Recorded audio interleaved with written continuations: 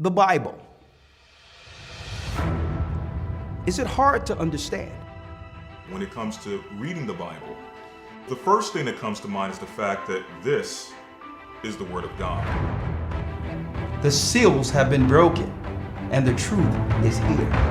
And when we go throughout the scriptures, when we go throughout extra biblical records, we find that the language that God employed, that He used to create the heavens and the earth, was Come on, that's right. Christ said, I came for the lost sheep of the house of Israel. But yet no one, no religious leader, no religious church out there anywhere can now identify the 12 tribes of Israel. Can we?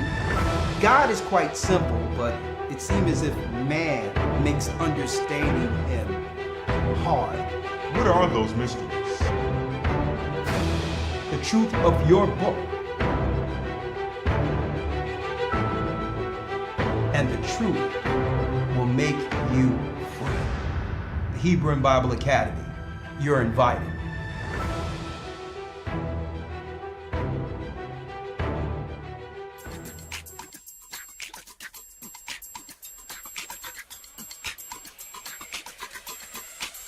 Don't wake me up.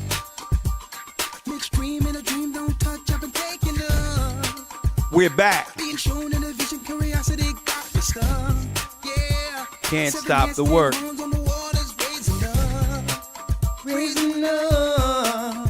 I see crowds. Come on. Paving floors. Is it war at the door? I've been searching for it. I can't get it out of my head. Come on. The stars are falling down. This temper's upon We're back. Bless you, bless you. This goes on and on. I'm not giving it up. I'm not giving it up. Come on. I'm not giving it up. I'm not giving it up. We're jumping right in. Hit the like button. That's right. Come on. I'm at the point understanding dreams are the real time. Please nobody wake me up. I try moving on, but my body is stuck. My conscience is raised, and angel pick me up. Awaken from this matrix. Looking down on the gold, blood dripping from his robe. I know he can fix this. I see you burning Rome, and our people coming home. Can I please get a witness? Witness, I'm not coming down till I get this. These predictions can't be superstition. The decision being shown in the vision. It just ended. Woo! Be it. Oh, man. Hey, son, you killed that. That's right, man. Oh, that's right. I see a burning Rome and our people coming home. Check out what this generation is talking about. But I digress. We're going to jump right in. Thank you, thank you, thank you. We back from a week hiatus from, that's right, we had a strike on the channel. We're going to try our best to just stay general with this. We don't make any attacks. As a matter of fact, I believe that we were following some of the guidelines, or all of the guidelines, until a new thing came up where you cannot say certain things. I think it's ambiguous. You can't have an opinion that can somehow cast darkness on a respected personality, or however it's framed. I know that it was an Academy video that AC uploaded from the Academy, where usually we can speak freely and use freedom of speech, but YouTube is a whole nother animal, right? And it was something about giving our opinion on Bill Gates and some other thing, you know, the Epstein, whatever that case might be. It was in the news, so we talked about it. Excuse me. We discussed it because it was something in the news, right? But somehow they said that the church and myself bullied Gates or whatever. I don't know. But I don't bully anyone. We bring forth the information and give our perspective. Not, you know, and our perspective is solely from a religious standpoint, right? We have a right, educational-wise and religious-wise, to give our opinion on something that's infringing on our religious rights, on our sovereignty as what? People of God. If there's something out there that's negative, right? Attack our way of life against the Bible, and it's progressive. Now, we can't talk about it. I mean, suppose hypothetically this Antichrist, Satan, that the Christians are talking about. Suppose there was an Antichrist out there doing bad stuff. Would they be politically protected and censor those who can point out the Antichrist? Is that where we are? Yeah, but I digress. You know. So I'm gonna keep it general, and we'll discuss serious scenarios where, you know, on other platforms, uncensored. Okay, we have to understand the rules change all the time here, but we'll keep things general until we get on Patreon tomorrow and or in our academy this coming Sunday. But jumping right into it, folks, and check it out. Already we are up to almost 1,000 people. Hit the like button. Almost up to 1,000 in a couple of seconds, and we was up to what, 600? But I digress. That's why they want to stop this, folks. And let me tell you this before I pick up from where I left off. Let me state this. Usually, if someone gets a strike, it puts you under like a 3-month probation where if something happens, you know, between that 3 months, you know, either you get another strike, you know, whatever, you'll go into some type of purgatory or quote unquote lose a channel or whatever the case might be. So usually when we get struck over something I never understand, right, where it's some new rule or whatever, it's within that 3 months, something is going to usually come down the pipeline that, you know, that's a biblical proportion. Something is about to happen where the world powers, whoever they might be, don't want us to say something within that time period. So keep your eye on this, folks. If something big happens within the next 3 months where if we were to mention it, it leads to some type of digital or cyber reprimand. No, I told y'all this first. They didn't want us to, they wanted our channel to be under some level of censorship, not to speak out at a key time within the political paradigm. Remember, I said that. But I digress. Elder Lawyer, we're short on time, so I'm going to jump right in. Yes, sir. I'm going to jump right in, Elder Lawyer. Elder Lawyer is in the house. Elder Lawyer's in the house. Let me pull him up here. He's in the house, right? So let me go back here, pull in Elder Lawyer. Of course, the applause was for him, but it's there again. Let's jump right in. Our topic, the degeneracy at the end of the rainbow. Like I mentioned earlier, brothers and sisters, for those who were following us a couple of moments ago from the other channel, right?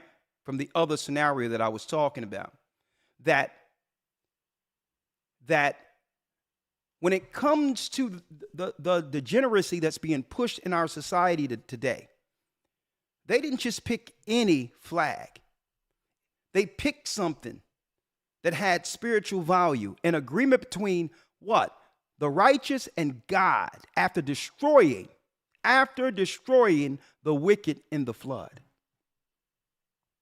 Right? So in Genesis 9, it reads, "And I will establish my covenant with you, neither shall all flesh be cut off anymore." I'm in Genesis 9 and 11. "By the waters of flood, neither shall there be any more a flood to destroy the earth.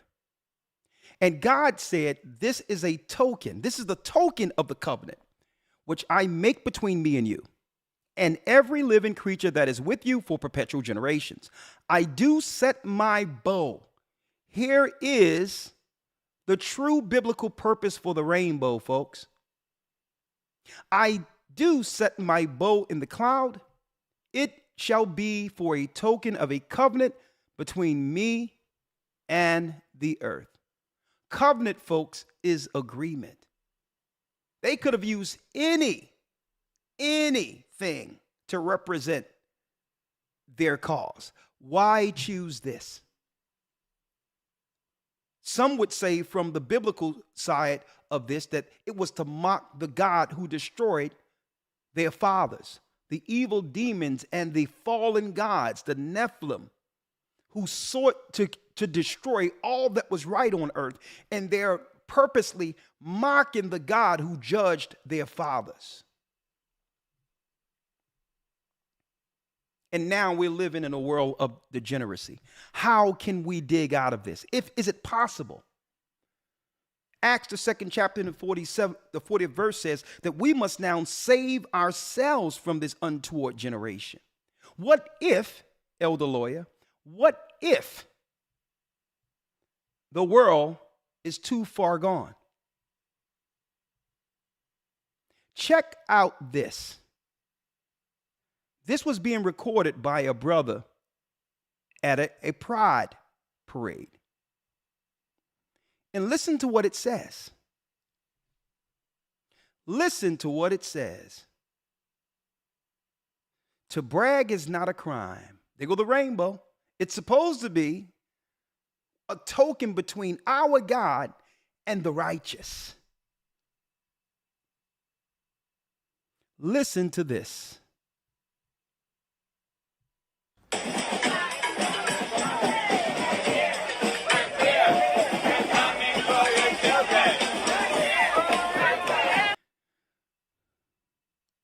Listen to this again.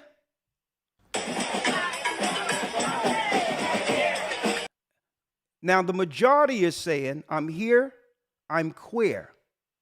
I'm not going to stop it. But that's not the worst of it. Listen to this guy in the parade real quick.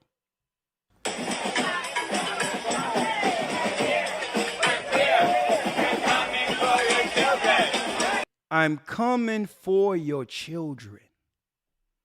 I'm here, I'm queer. And what did he say? I'm coming for your children.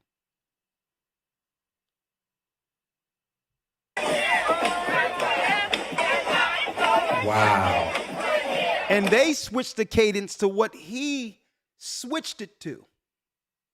Let's do it again. Israel, stand up.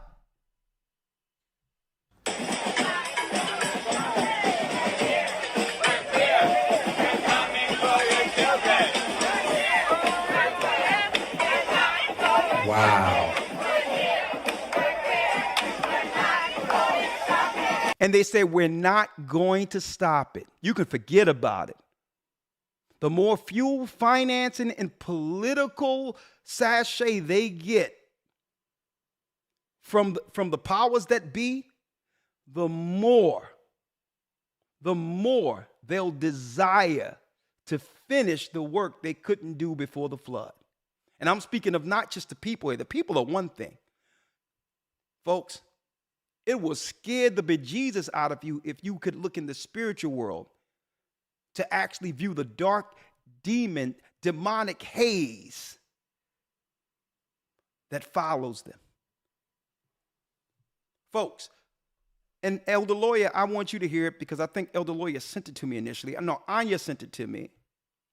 I have one that Elder Lawyer sent to me. I'm going to pull that up in a moment. Please hit the like button. But I want Elder Lawyer to hear this.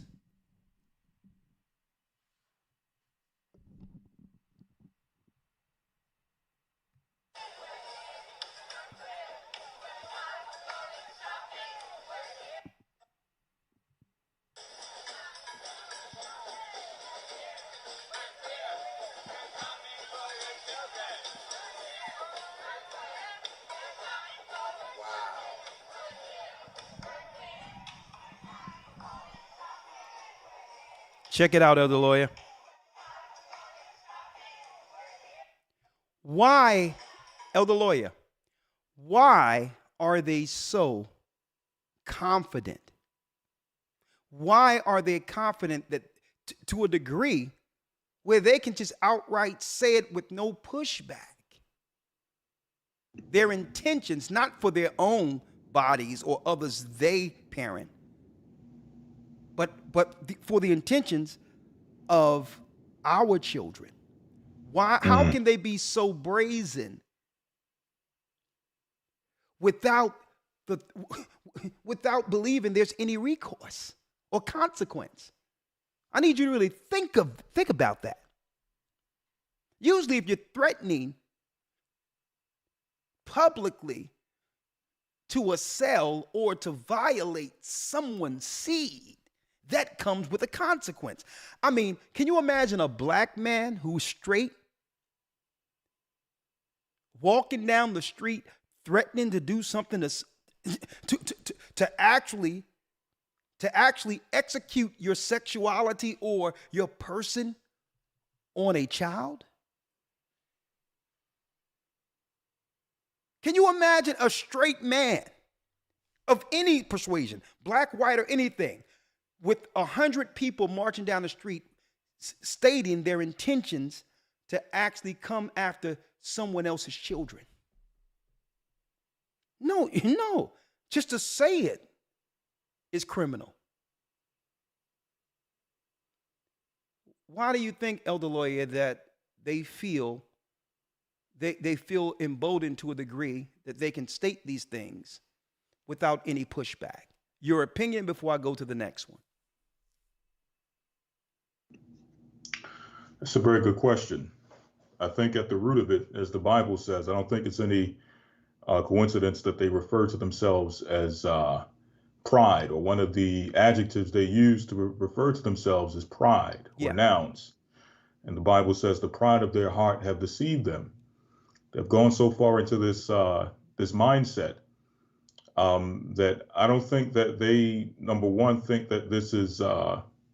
They don't think that it's wrong to march down the street, scantily clad, provocatively, to say that they're going to come for people's children. And I think they understand that where things are going, society-wise, legally, things are going into a way in which they will have open access to children with no recourse. So I think that's just where things have gone and where the society has come. I agree on one part, but I have to do a little pushback from the first one where they don't realize they're wrong. They're doing it because they know they're wrong. But they also have a political machine. I mean, you're talking about an open coffer of finances, a political machine with the whole army behind them. They know that what? In America, they are the untouchables. They are the untouchables. Now people are starting to push back, and you know what they're doing? They're doubling down. And I'm going to tell you why they're emboldened, Lawyer. Because as far as America goes, they have already won. They have already won. And I'm going to show the statistics and some videos right here. They have won.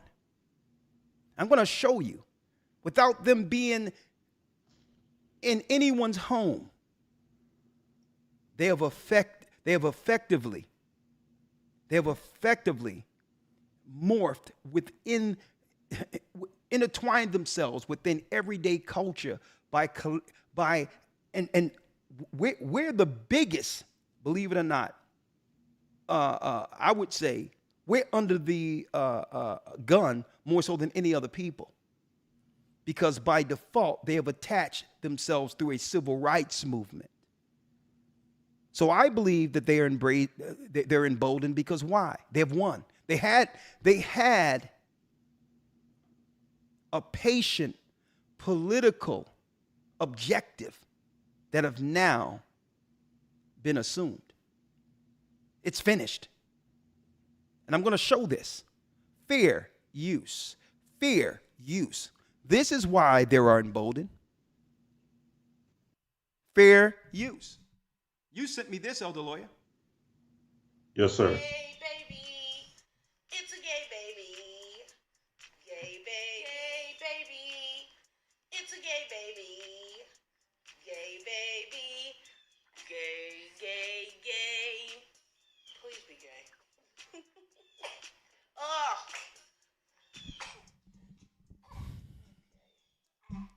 Did she say please be what? Be whoever you want to be, but what?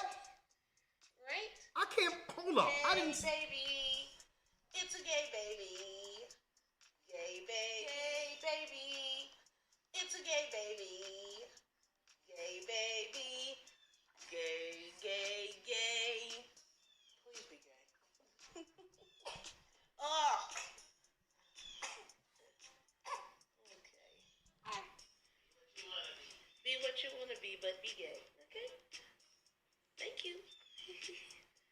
Right? Shame. No pressure. No pressure, but pressure. Gay baby. It's a gay baby. Gay baby.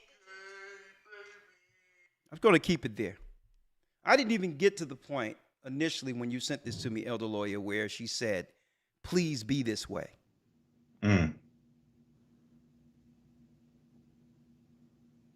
I was so upset seeing it initially that I turned it off. So I believe that they are emboldened with this, understanding that what? They've already won. That slow political objective that started in the 70s, 80s, into the 90s, progressed and moved into 2000s, started in strictly California first, but passing laws that began to get adopted by other states, only to be solidified under Obama.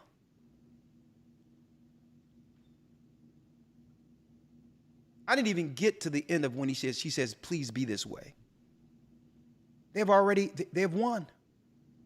Save yourselves from this untoward generation is what the Bible states. Now, I'm going to bring this around full circle because they made us believe that this was a civil rights scenario. But suppose Satanists can somehow tie themselves to a political position and use civil rights as the vehicle to bring forth what? His satanic position of destroying family. Destroying the idea of male, female, a strong male influence, especially amongst our people. Now, this is particularly, Lawyer, dangerous for us. Because I'm going to tell you why this is more dangerous for our people, especially blacks in the inner city.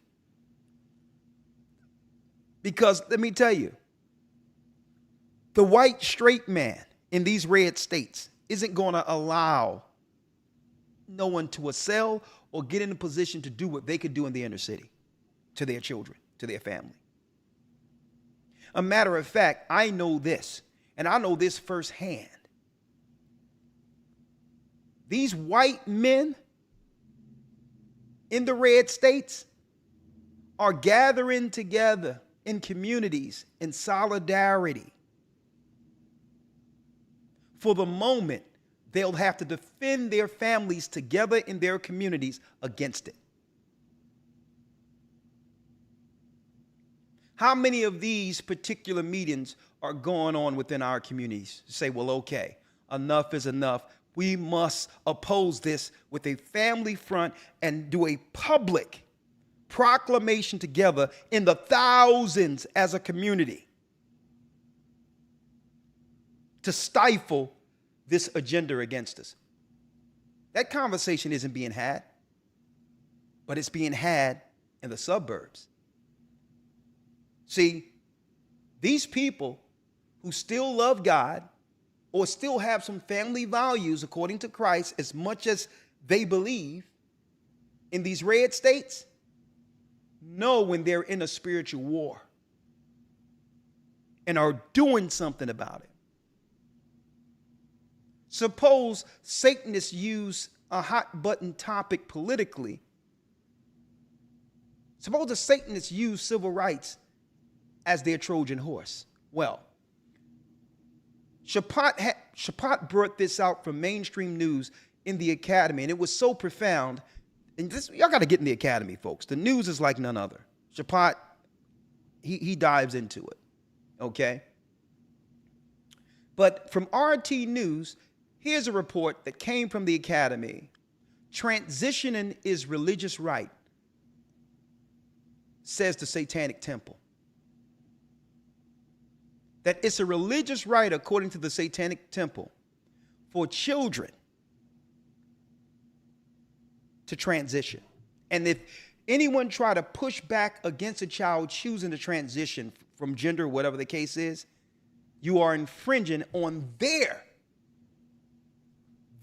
civil rights, their religious rights. Why? Because the Baphomet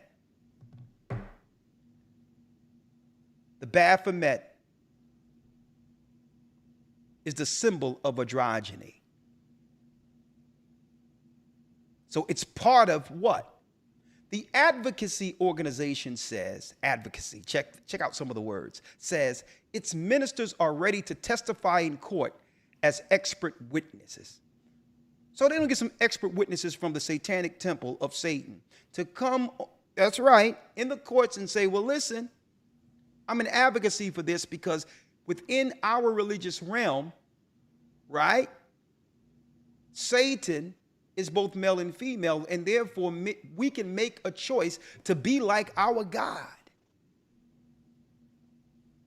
The Satanic Temple, a U.S.-based advocacy group operating as a religious organization, has offered to have the priest testify on behalf of the trans TST members that gender affirmation procedures are part of the core tenets of Satanism. That's not me. This is not my opinion or our opinion. This is what their priests are willing to go before the courts with. That it's really about their core tenets. It's what they believe in and are willing to stand for it. And this is why, this is what they're saying, not me. Trans rights have become a hot button political issue in the United States, with conservative politicians pushing for strict limitations in some areas. In April, the Republican-controlled House of Representatives passed a bill that seeks to ban what they say transgender women and girls and competing in female school sports. Liberal opponents call such policies transphobic. Now the temple is chiming in. Let me tell you, man, I'll tell you. It seemed like the Satanist priests, elder lawyer, have more conviction than Christian preachers and priests. Mm-hmm. You see this? Who's winning here? You would think that they were the majority.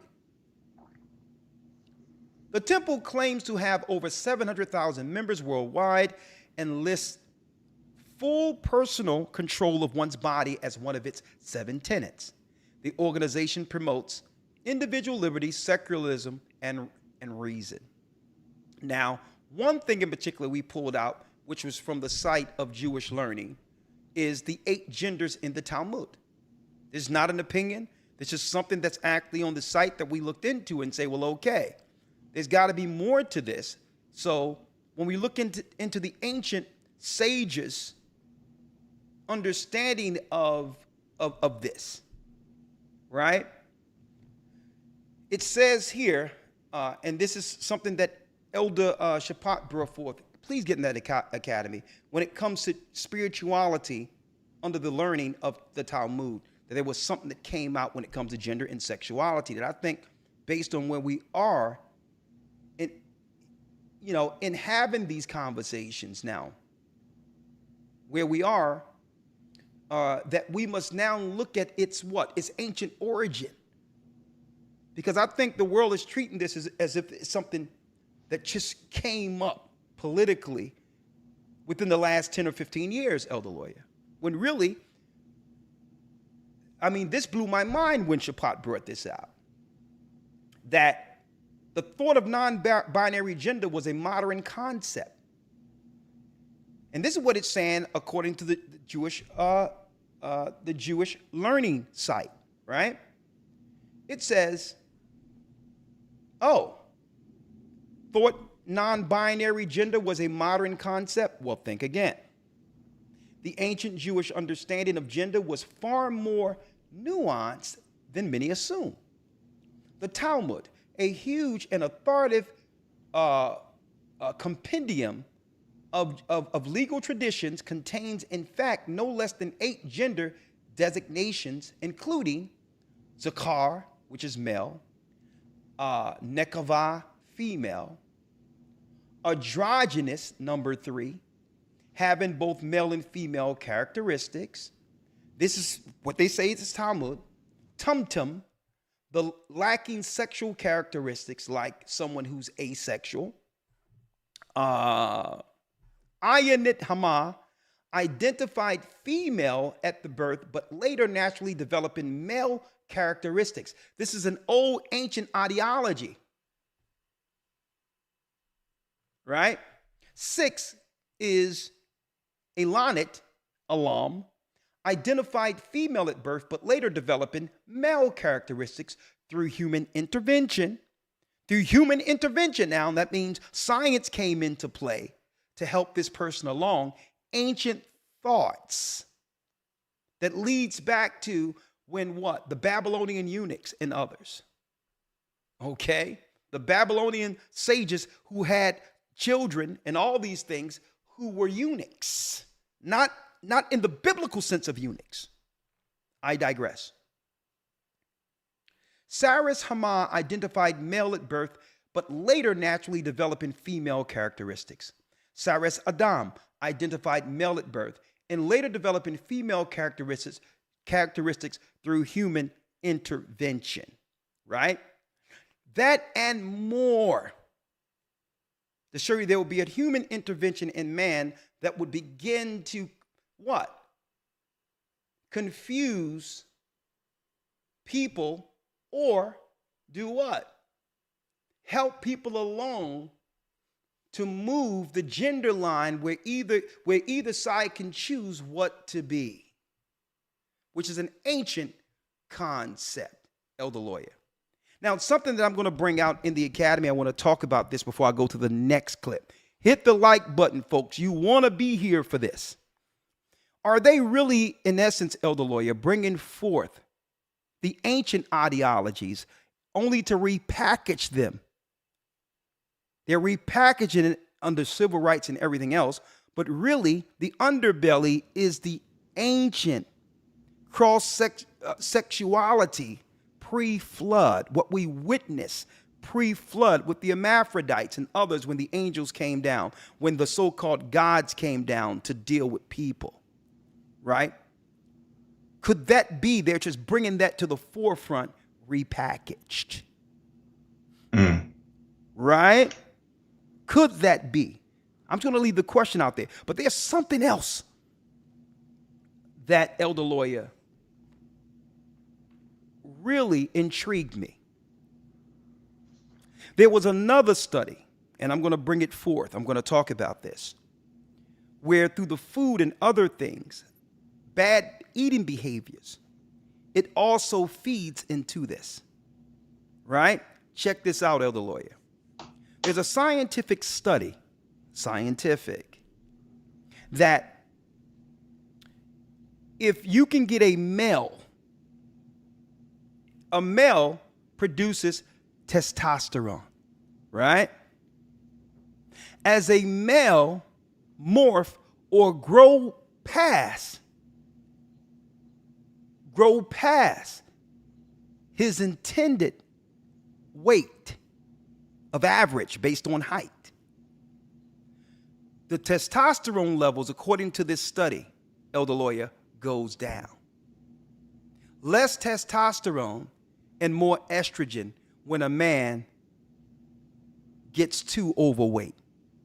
And then it began to be seen on the outside where their shape is more so feminine, and they'll even grow what appears to be breasts, right? So if they can push an inordinate diet within our society, it'll also feed into the feminine, lowering the masculinity of a man. Whereas a man grows past his intended average weight, his testosterone go down, and what? His estrogen goes up, and he's more sensitive. Now, it works in the reverse with women. When a woman grows past, based on what's in the food, whatever the case is, allegedly, or whatever, or just bad eating habits with all this other stuff out there, when she grows beyond her average weight per height, right? She grow big, and what happens? Her testosterone levels go up, and her estrogen levels go down, and she becomes what? More abrasive, more challenging, more threatening as a man would be at that weight. This study, folks, from the Harvard University blew me away in lieu of what's being pushed and why they're so brazen to a degree where they can state it, bring it forth with no pushback or threat from society because they've already accomplished the takeover. It's up to us to fight back. And the way we have to fight back by doing the reverse of what they've engineered. We must fight this with everything within us, starting with ourselves, our own body, our own spirit, and protect our children because what? That's who they're coming after.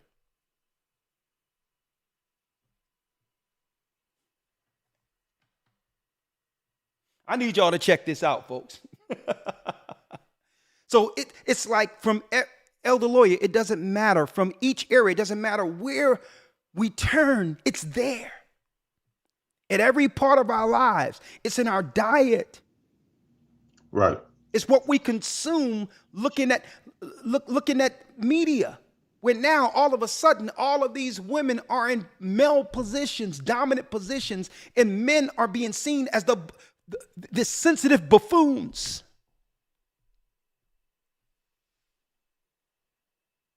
And all in all, there is a religion who could actually resolve what's going on here today, based on the article I've just put forth. There is a religion out there who could resolve it for us because they knew that there was 8 different genders according to the Talmud that have always existed from the beginning, according to that religious belief.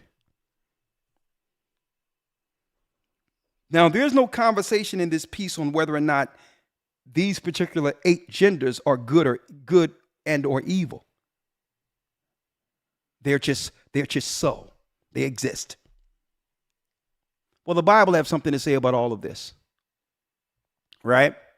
One other thing I wanted to show, Elder Lawyer. While the number of those who are parading are going up, who's going down? Thank you, Shapat, for this. Breitbart. The CDC has a report that 3.7 million births in the U.S. last year, far below replacement level. So while men and women are going against each other, folks, that stubborn spirit on either side is doing what? It's producing less children altogether. And what happens if the majority of families or children coming into the world are raised by just individuals or made-up families? That would make what?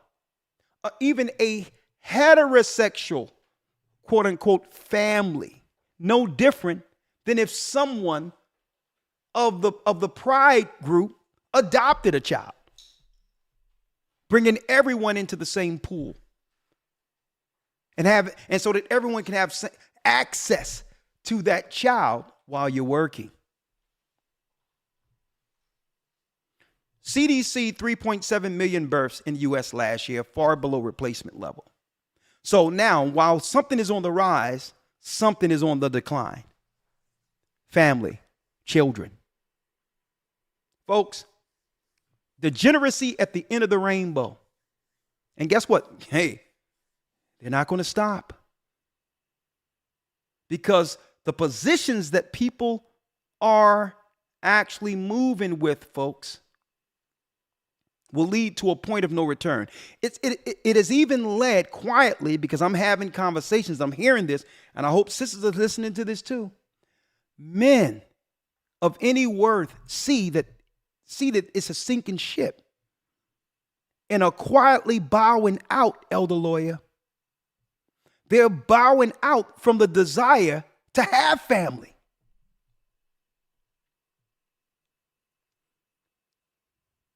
Men aren't going out anymore. Men aren't seeking long-term relationships. Talk to young men now, and they deem relationship and marriage as a con game that was put in place to destroy them. Whether they believe that or not, it's of no consequence. I'm not here to argue whether or not it's right or wrong, but this is what they're thinking. And the only pool of people left are those from the man and woman side who can easily be controlled or ran over by the letter people. But those that have the knowledge of what's happening, this tidal wave of evil that's coming to destroy anything that shows a semblance of a real man or a feminine woman. Let me tell you, these people are saying, you know what? It's too much. There's no defeating this. Save ourselves from this untoward generation. And guess what? Young men, and I'm not talking about just any young men. I'm talking about men of substance are saying, you know what? It's a bad deal. Which was also socially engineered by the same people in the same country, allegedly, possibly. Or at least through the corporate pushing of what? Everything except nuclear family. Less children are being had. There's one thing that I wanted to push out there, Elder Lawyer. We're going to talk about this in the discussion, because this is not a brother saying this. This is a sister, right? And I'm going to show you how this all plays together. This was Satan's plan, man. Check out what this sister say, Elder Lawyer. A brother sent this to me. What's good, guys? It's your girl Keisha Ariel, and I'm just coming on here to let y'all know that tonight, once again, we are going to be dropping another interesting His and Hers Perspectives podcast. And the topic of discussion tonight is African American men getting their passports, flying out for the sole purpose of finding a wife. Now, of course, tonight you will be hearing my thoughts, opinions regarding this, but I am very interested to know, what are your thoughts? Do you think that is a valid purpose for getting a passport, to go and find a wife in another country? Now, if you guys want to hear what we have to talk about, make sure you have your keep getting this part mixed up. Make sure you're subscribed, and make sure your notifications are on, and join us at 7 p.m. BST over on YouTube. Now, Elder Lawyer, now if you see this sister, I don't think she'll have a problem getting a husband. She's feminine, agreeable, or whatever the case might be. But it's even to a degree where she's concerned, saying, there's this thing. And I'm going to tell y'all, brothers and sisters, when men have their mind made up, and it's taken decades for men to get here, men begin to move silently and do things for the sake of self-preservation. That's how men have survived since time immemorial. And it's not about a right or wrong. It's looking at all the cards and everything that's on the table and saying, you know what? This is what they're seeing is no hope at the end at the end of the society they were brought up under. And they're saying, you know what? There are good women, but wives are snatched up immediately. And the pool have been affected by the agendas. So what young men are saying out there is that, no, guess what? You know, there's a world perspective and there's a biblical perspective. Let me get the world's perspective first, then the biblical perspective. The world perspective is, okay, there's women and men in the world who would just mess around. They'll mess around with certain women. But when it comes to settle down with a person that they will give their name, legacy, and children to, that woman is going to have to be what? Wife material. And that's what men are saying. And they're saying, you know, I've always been a proponent, Elder Lawyer, for the passport. When everyone, I remember talking about passports and people in the neighborhood, in the hood, were saying, what's that? You know, the identification to how the foreigners got into our communities to set up stores. Everyone knew about a passport except us. So I'm a proponent for getting a passport. For someone broadening their horizons to understand there's a world outside of the corporate 5%, which is America, of people. Right? But men are saying, you know what? It's all a bad deal, brothers in particular. Now, other nations have been doing this for a long time. I traveled throughout the world. I've seen this where white people and others have been traveling to find wives outside of their community for whatever the case is, feminism, the Western world mindset, right? But now, brothers, now if you can get a passport and go to other places and stay for a while, these aren't just, we're not talking about Elder Lawyer, Pookie, and Ray Ray right here. We're talking about people of upward mobility who can make choices that if they do make enough to, if they do something to make something of themselves, they're going to get what? They're going to get the equivalent of that in a woman. And some sisters out there are shook with this. Now, some people might ask, why am I bringing this forth in the midst of the degeneracy? Because there is some men out there who want simple lives. Who want simple lives and have given up in the Western world. And some people might ask, why? Woo! What is that place, Elder Lawyer, in Ghana that Gaja and Shapat went to? The dungeon place? Is it, what is it? You talking about the landmark? Yeah, the landmark that most people go to Ghana, the castle. I want to say Elmina Castle, if I'm not mistaken. That's it. It's called the Elmina Castle. The Elmina Castle. Where they had a door, which they was called the door of no return. When you go through this door, you'll never come back, or whatever the case is. The Elmina Castle, where the dungeons are. Exactly. Lord have mercy. I can't even show it. I can't even show it. We went from Adam and Eve, the righteous, and we all know they fell, but they repented before death and got things straight and taught their children to do right, to not choose the tree of good and evil. And we have some sisters who travel into the dungeon place at the castle, and they went there to dance. They went there to dance. And I'm going to tell you, it's going to take a lot of sisters standing up and saying, you know what? We're not going for it no more. While it's not all of us, it's too many misrepresenting us. It's too many. It's out of control. And the same way I can look at this and play this, Elder Lawyer,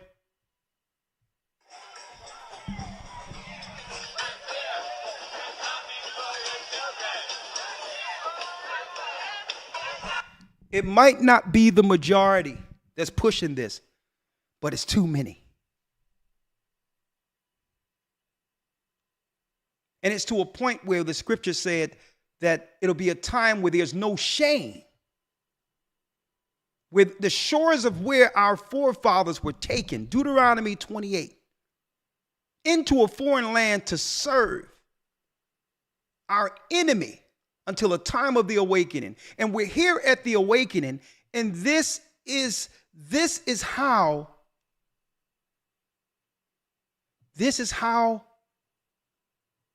that dark part of history is remembered.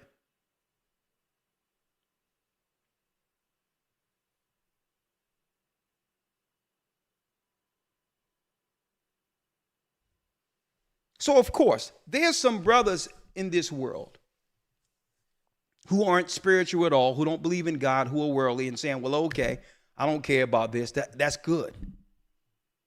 But the brothers who want to do right and have family is saying, nah. They've had enough. Because there is no end to this. And here's the example that will go to our daughters. There's no end to this. They think it's a game. And men are saying, you know what? It's okay. If I do accomplish something in this earth, I'm not getting trapped.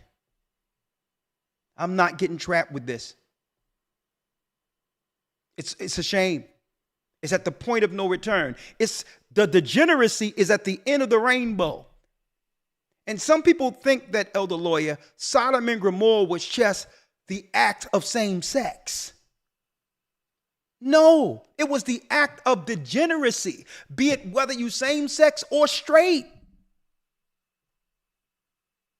So it's time for those who want to do right under God, save yourselves from the untoward generation, because guess what?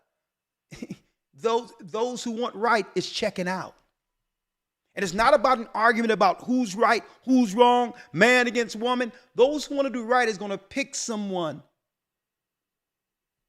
And they're going to pick someone who meets the standard, especially a man. A man who's about something is going to meet that woman who's going to meet his standard. Period. And I'm talking about someone he's proud enough to give his name to. And women, on the other hand, and it's a shame because they outnumber men, are going to have to do everything they can to separate themselves from the image. Because this image isn't just in America anymore, folks. This image is when you go overseas. And no one is shying away or claiming they are ashamed of this image. What the BET Awards are, what they're seeing with this Doja Cat and another girl that's out with a redhead bush and out there just shaming herself. The Cardi B, Nicki Minaj generation. It's all a part of the degeneracy. The degeneracy of a nation. Now, there's more things. Now, what I'm going to do, especially at the singles round talk, the round talk table will have week 7 in the academy. We're going to do it week 7. I'm going to have what? Each generation and singles at the round table to talk candidly. And it's not going to be about who's right, who's wrong. What is your opinion on society? And what are we doing? What are we doing as an individual to be accountable for our position on earth as children of God, being male or female? It's not about calling out one another, but doing what? Putting it all on the table to say, okay, we can't save this world, but how do we save ourselves in this? What is your outlook, male or female? And then what is your outlook compared to what? compared to God's position on male and or female? What is your perspective? And what is your perspective put up against what? God's position in our purpose as male and or female. No longer can we use our psychological upbringing and all these others to why we are unfit when it comes to kingdom. Because that's only giving us an out. No. All of us have gone through some level of trauma, but guess what? We are adults. And there's still some accountability, according to God, as an adult concerning our purpose and position when it comes to what he made. In a man and a woman. And guess what? If a man is acting out all sensitive like a woman, guess what? Those who are pushing transgenderism and trans rights and all that and saying there's different agendas, guess what? A man operating out of his nature make everything they're pushing right. That means what they're saying concerning a man turning into a woman, even if you don't have the parts, we are making them right. If a woman is operating outside of her nature, thinking she can challenge a man and always berate a man and argue with the man and always uncooperative, you know what? Even though you are a straight woman, you are saying those who are dealing with the transsexual, the transsexuality type scenarios, that's making them right. You are saying they are correct when male and female could be intertwined through an androgynous symbolic type of way. And it's time that we as men and women prove the devil wrong. That's a man manning up and a woman, that's right, womaning up. Regardless of our past.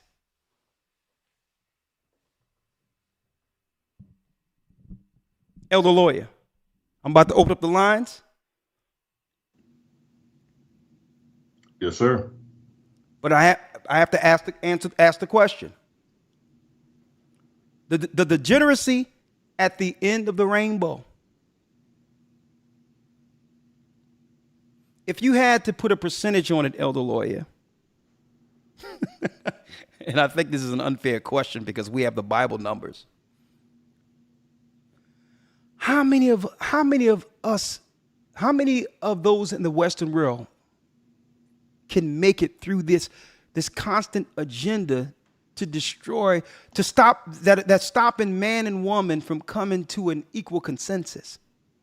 If you had to put a number on it,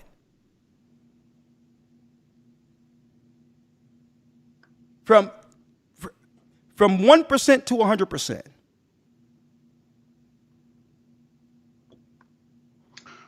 1% to 100% as far as how many people would do what?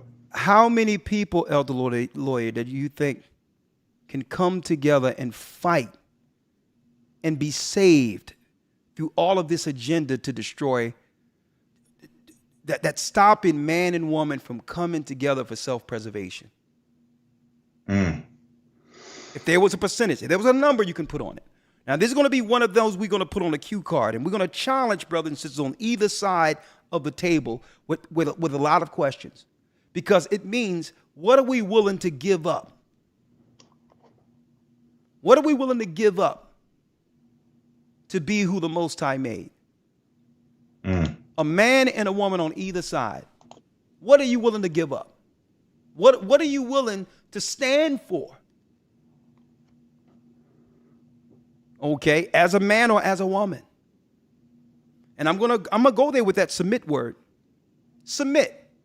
Women. Submission. Is that a bad word? Submit. That's slavery. What? No. Don't you want a man who submit to God? You can't have it both ways. You can't claim you're waiting on a man to submit to God and you refuse to submit to man. Because that's the example. It's not slavery. It's respect. So we're going to put these on the table, Elder Lawyer. Let's deal with the percentages real quick. Yes, sir. How many in America, let's just say America, you think is going to make it out of here by choosing the right path according to purpose? And that's male and female together. I think the He's over there sighing. You're sighing right now. But go on. yeah, I hate to be pessimistic, but the outlook of what we're seeing right now and where society is going, is to the point where you have to ask yourself, are we in the same predicament where Abraham is counseling with the Most High and reasoning with the Most High before the Most High decides to judge Sodom and Gomorrah? Yeah. And he asked himself, if there's 10 righteous in the city, Yeah. will you not destroy the city for that 10 righteous? Mm-hmm. And based on what happened to Sodom and Gomorrah, we realized that no, there were not even 10 righteous left that would actually prevent the city from being destroyed. I hate to be that pessimistic. I do believe that there are people who are seeking to do right, but as the scriptures say, that's a very small remnant. So to put a number on it, I would have to say maybe 10%, if that. Okay. Okay, you're cheating because there's a 10th according to scriptures, but I'm going to let that be. All right. What we're going to do. All right. But what I'm going to do is I'm going to hand it over to the my brothers and sisters in the comment section, and just in good earnest, and then we'll do this through average. If y'all had a number that you believe could be saved based on all the agendas that are getting pushed and how they are celebrating degeneracy in others, on top of that, took Bible out of the school, make it so, claiming it's because of the separation between church and state, and prayer out of the school, but yet transgender studies and all that is a part of colleges, and now they're moving towards making curricula for those of the rainbow. With all of this, and then them coming out outright saying what?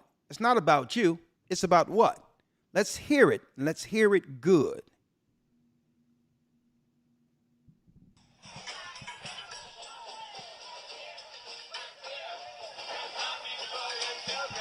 We're coming for your children.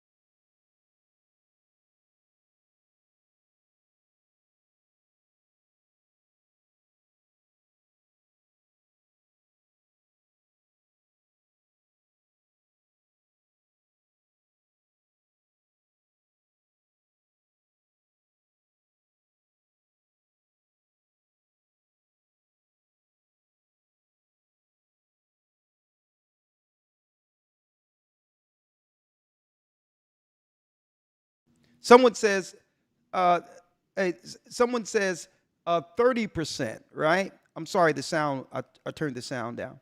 Someone said, Elder Lawyer, 30%. That was quite optimistic, right? The majority of this is 1%, 3%, 5%, right? 1/3. Well, folks, Malak, I'm sorry, Yahweh, but 1/3 is 33%, but that's not going to happen because the 1/3 is what's left at the end after the earth has been depopulated to 10%. Only 10% of the earth will be saved, and only 1/3 of us in the wilderness will be saved of the 10% that's left from the earth. So when it says there'll be a third of the Israelites, we're going to be in the wilderness. We're going to be saved in the wilderness eventually. And that's until the rebels rise up and try to come against the righteous like they once did in the wilderness during the time of Moses. Well, that line in the sand is not going to be 50-50. 10% will make it. Only 1/3 of the 10% of Israel who made it out of Babylon will make it. Will walk into Israel. Right? So 2.5%. Wow. Right? We're talking about 3.3%, 7%. So from the consensus lawyer, we're talking about anywhere between 5 and 8% is the consensus amongst those. And thank you for your input, your numbers. And that shows us that what? There's a lot of work we must do as individuals to become that small margin. Right? And that's what that's saying. This is what this saying is more about is if the scarce barely make it, how much more should we be, right, to be included in that small percentage? Right. Because a lot of these people walking in the crowd, the Bible tell you that they're reprobate. They have chosen a side a long time ago, and they think they're willing to deal with the judgment. They believe hell is a party. They believe hell is going to be a parade like they're having here. See? Right? That's what they believe. Right? And, they're so brazen, they'll make songs. I'm on the highway to hell. They think they want hell. Okay? But guess what? The Most High, let me tell you, the Most High didn't create hell for us. It was meant as a judgment for the celestial beings who disobeyed from the beginning. Guess what? There's no spirit that can withstand the torment that happens after life. You have to think about this. Think about this and think about this good. Think about a live conscience 24 hours in a day. A conscience that cannot sleep. That's forever tormented. And guess what? Feel all the torments until the judgment, and then after the final judgment, the torment kicks up. Because the only thing you could desire to do in your conscience is to be thrown in the fire, which is a perpetual judgment beyond the judgment for souls who are waiting in torment, who are waiting in torment. I need you to think about that. It's unconscionable. It's something that you can't even quantify. None of us can quantify. No one was meant to go to hell, folks. It's not a place that you're there temporal and get a reprieve from. So when they make these songs, I'm on the highway to hell, and you had the Vikings claim that they're going to Valhalla to see their fathers and Odin and all these others, folks, it's not a party. It's not a party. This is not a party. So I want to hear the opinions of our people. What are we doing? What are we doing? And what are we willing to do to protect our children from the onslaught? Okay? Now, before I transition over through the phone calls, with the phone calls real quick, 515-605-9327, right? There's one other video I wanted to show. And I'll probably show this tomorrow because, I'm up against the time. Where it was a situation where, this brother, it's about 3 different videos where they want to, a man wants to be in his child's life or whatever the case is, but he got the camera and he's being told, nah, you can't see him. Nah, I'm good. You don't have no rights to see this child. And I'm putting this out there because there's this thing out there where that's not being said. There are a lot of scenarios where people are saying, well, men have to step up. And that's true. I will never deny that as so. But then there's another piece. What if a man is stepping up or trying to step up and is being withstood? Where he cannot do anything outside of what? End up getting arrested for trying to be in the child's life. Far too many circumstances in this world, in America, is like that too, and no one is talking about it. All right? So what is a man to do under those circumstances? His children, eventually, will be turned over, elder lawyer, to strangers. You can't be there 24/7. There's a stranger that's going to come in who doesn't have any spiritual or bloodline ties to the children.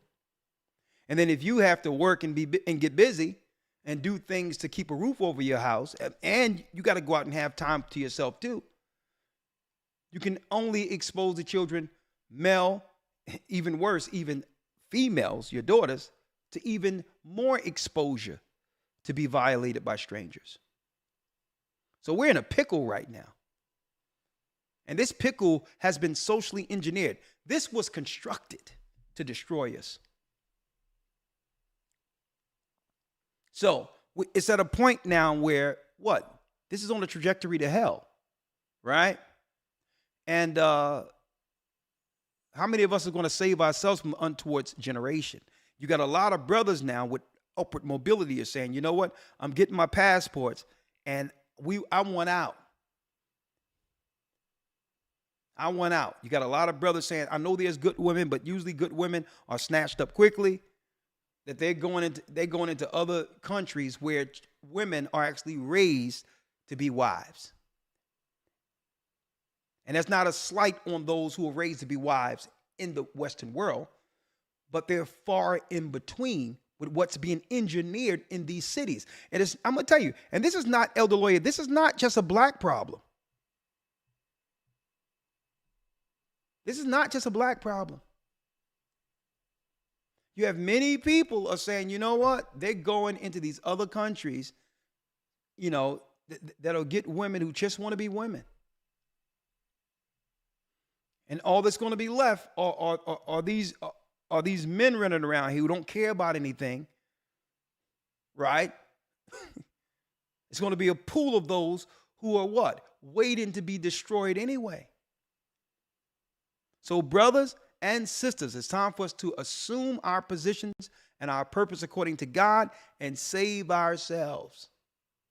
It's time. It's time. And for those who missed it earlier, it's time for men to set a standard according to God by standing in as men of God. And then once you are meeting that expectation, you are now to get someone who can help meet that expectation in full submission. And it's time for women to say, you know what? I don't care what the images are and the examples that are out there.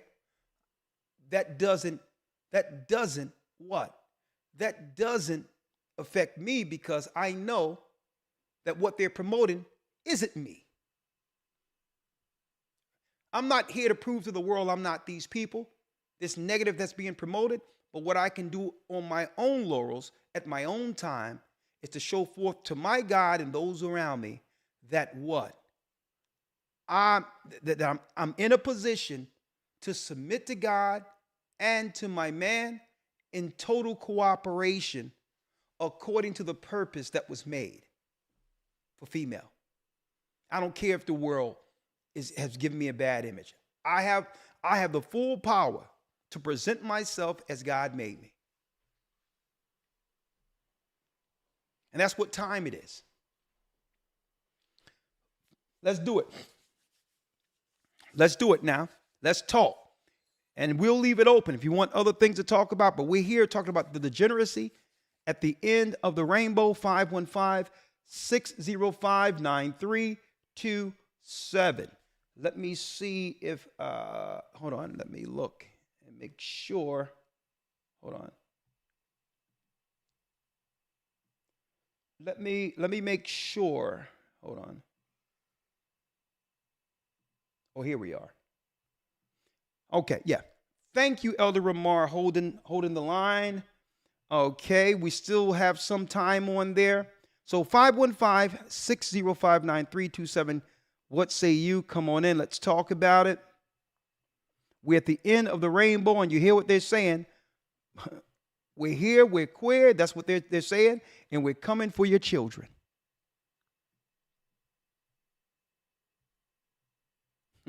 Hey. Elder lawyer years ago. I mean, I said it on the streets, and I said it in many academies and lessons. It won't be too long. It won't be too long before they're at our doors like they were during the time of Lot and say, give me everyone in that house. And look, are we not here? Right. Are we not here? Folks, they're not going to stop. It's not about them. It's not about them being bullied and all this stuff anymore. They don't care about that. They were just doing that to keep us on the defense. The bully narrative. But now we're seeing the true objective. Marriage have now been redefined, and the agendas through the corporation have pushed marriage to a degree where it's a bad deal that no men want to be involved in the Western world. And then they did everything to try to show women in a degenerate state where men now can't trust women, or at least cannot trust her to take his name and have his children under his name. This is what they've done. They've built a non-trust system for men and women so that now it's not about just falling in love with somebody and caring for somebody, bringing forth a legacy. The defense is up on either side. Men don't trust women and vice versa. How do we get here? We've been socially engineered here. This was Satan's plan since the garden, by first separating Adam and Eve by presenting something to her that would give her the advantage over Adam. So while I love education, I love intelligence, I love more information, I celebrate education. But the way it's being promoted in our society, no one cannot use that as a caveat or some type of accomplishment. When I hear like women are the most educated and all these others, because I understand it's being used as leverage to stifle the man. And unless men stand up, because guess what? They're not worried about, what the resistance they can get through women. They need the men to walk away so that they'll have easy access without resistance. This is how they've always waged war, to get the men out of the way, to re-engineer and to take over the women, and to re-engineer a new generation through their children.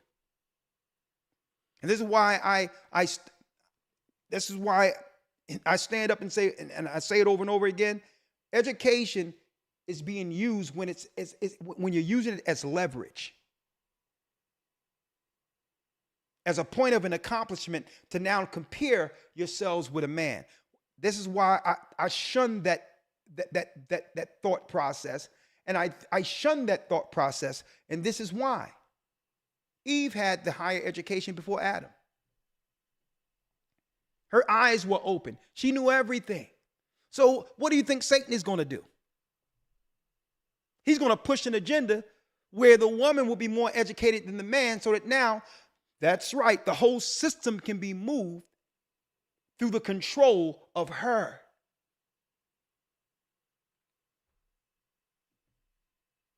Now, it's not about being right or wrong. I love an education. An educated woman is fine.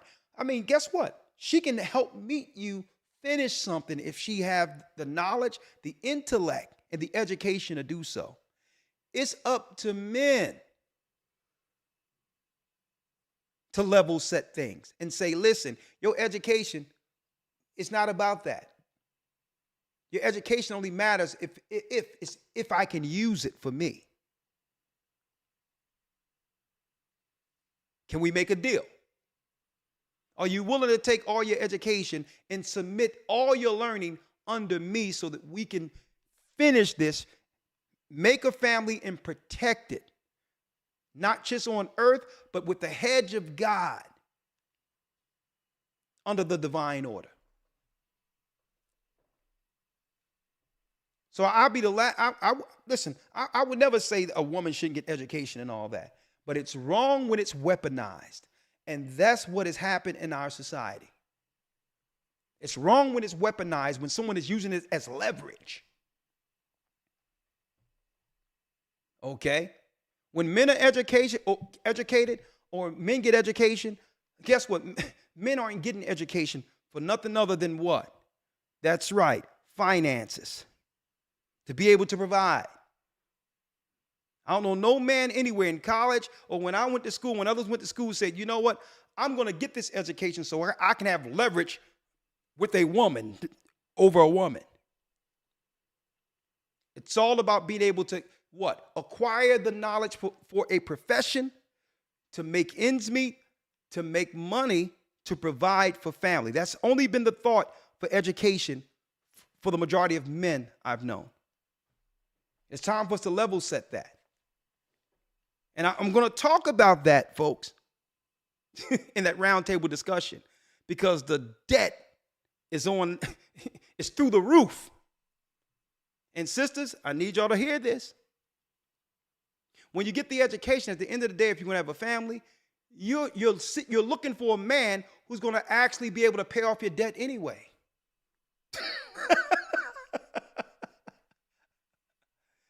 This is why you can't go for a lower standard, because you're coming in the door with debt. And it's okay. There's men who are willing to take on that debt and say, listen, men been paying off women debt for a long time. Willing to take on that debt and say, you know what, I'll pay for it. That's how much you mean to me. But it comes with a trade-off. It comes with what? Respect. It comes with respect. It comes with appreciation. Because a man wouldn't mind paying off a woman everything and making sure she's okay. But only to get disrespected? No. So it's time for us to level set this. Education is good, but we can't be weaponizing it to say, well, to change expectations because I got a certificate. No, your expectation is to submit. A man is to submit to God regardless of his educational levels and his accomplishment. And guess what? The same with women. Regardless of your accomplishments, the order is, here's the order: God, Christ, man. Man have two to submit to: God and Christ. Women have three to submit to: God, Christ, man. Children, until the age of reason and accountability, have four to submit to: God, Christ, Father, Mother. That's the divine order. You can get with this, or you can get with.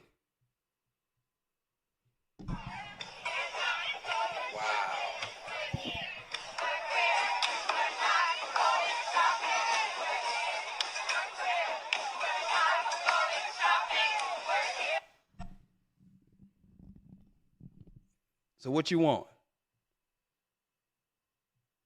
515-605-9327. What say you? Elder Lawyer, 1 second. Let me pull it up. You don't have to go anywhere. I can call. We're only going to do about 30 minutes of calls today and break out early. I'm so glad to be at here, A Gathering 144. Please continue to support the channel. You know we're under a shadow ban, constant censorships, and you can see why they're censoring us, folks. We got 2 feet in. That's right. Guess what? We're in the ring fighting. I mean, lawyer, they even claimed, they struck our channel with this new guideline claiming that I think that they said I bullied Bill Gates. Cyberbully. I'm like, what? I'm like, listen, I'm just giving my religious perspective on real-time news. I don't have nothing against anyone personally. I'm a child of God just trying to, make some sense of all this. And if someone has influence and power, guess what? I should chime in with a biblical perspective on whether or not I agree or disagree with it. But obviously, those days are done. I respect all people, in their accomplishments. I have nothing against no one in particular, but if something is infringing on my religious right, and you're bringing, and anyone out there bringing agendas that God said is prophetic concerning a mark of the beast type of deal, you mean to tell me that they're putting laws in place and censorship within some of these so-called platforms where we can't, if they have the mark of the beast, I'll get struck, I'll get a strike by saying, hey, this is the mark of the beast.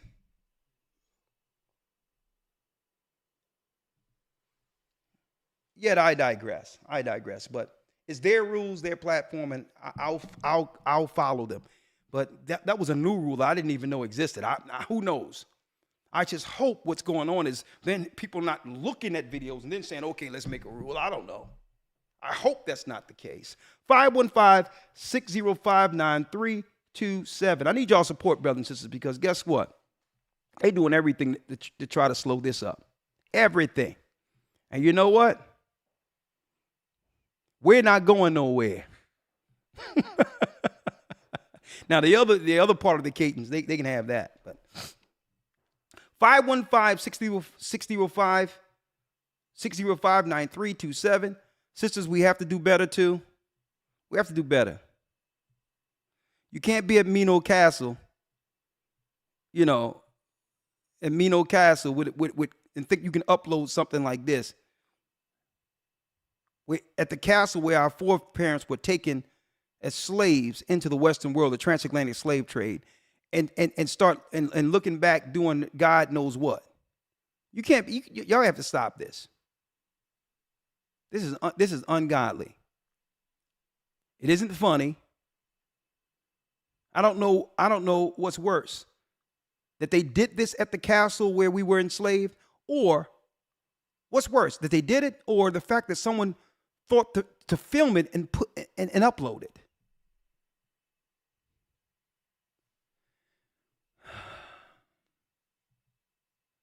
Well, man, let me tell you, where would world star hip hop be without our people, Elder Lawyer? Right. Out of business. Out of business. Hold on, let me call in.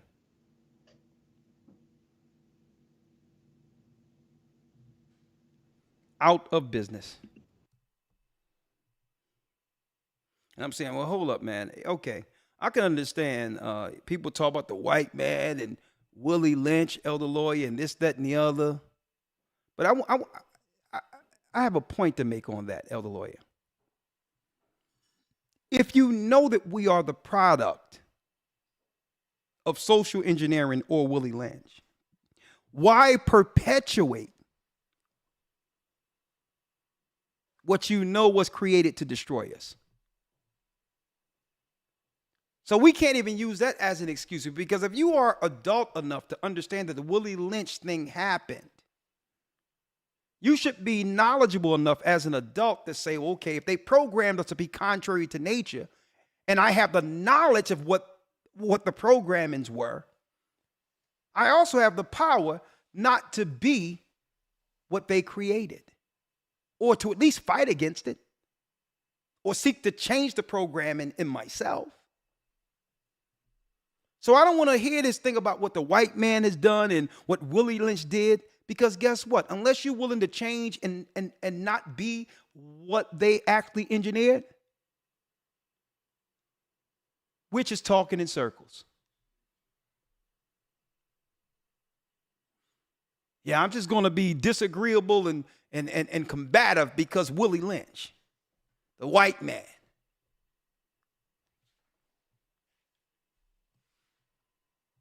(515-605-9327). Again, I'm sorry. Sometimes, as the Spirit give me thoughts, I have to bring them out. But it's your time. Let's go. Someone, hey, guess what? Whoever put that on is right on. Blog Talk Radio. She was right on. Welcome to Blog Your sister Talk made this Radio. comment. Please hold and you will be able to listen to the show. The portion of a wicked woman is given to a wicked man. Exactly. Unmuted. Oh, the lawyer, you're going to have to break down to me. You the Hebrew man. You the Hebrew guy, man. And you're going to really have to help me with this. And there's a little sarcasm here with it. But, after each academy, you do the honor of, through requests, giving out Hebrew names to brothers and sisters who desire them. Right. And they have to be somewhere written, somewhere on some scrolls or something. What is Pookie and Ray Ray in Hebrew?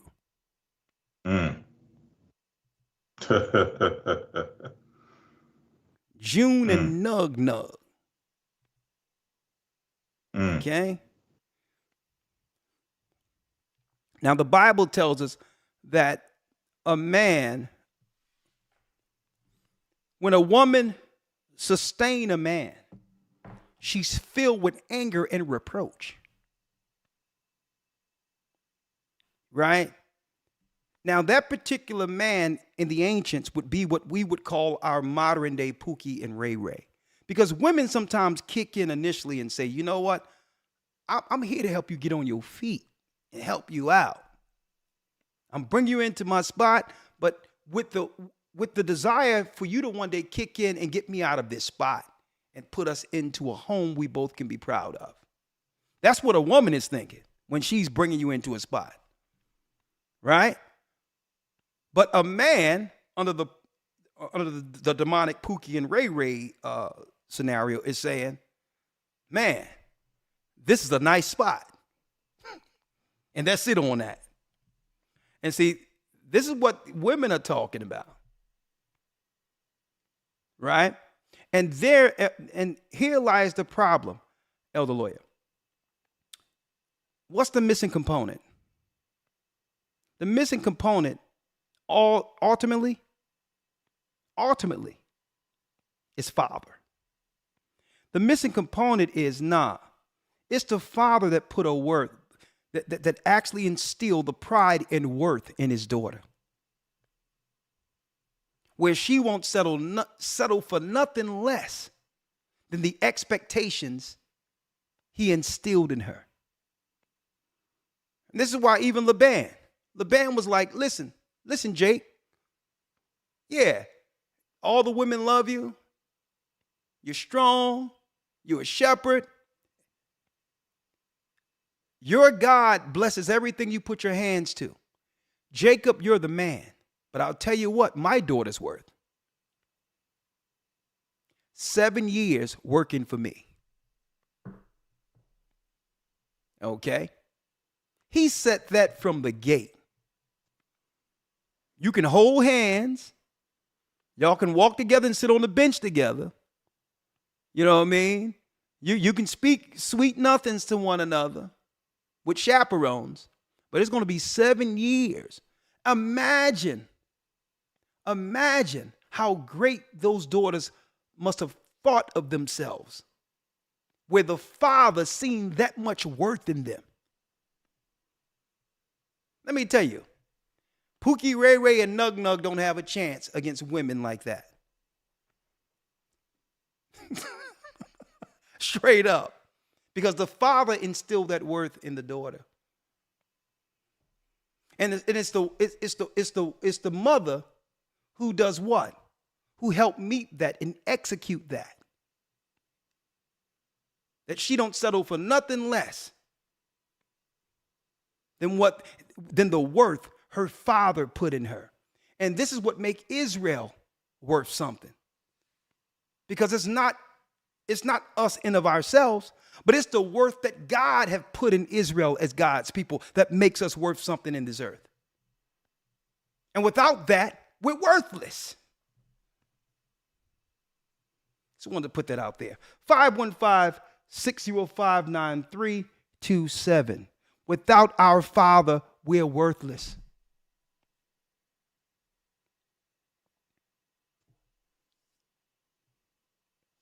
Even when it comes to my sons, I continually tell them, listen, it doesn't matter where you are. That's not good enough. As long as you have life in you, as long as you have life in the Spirit of the Most High, there's more to achieve because life is short. And if you ain't getting everything out of your life, what you doing? Leave a mark. Leave a name.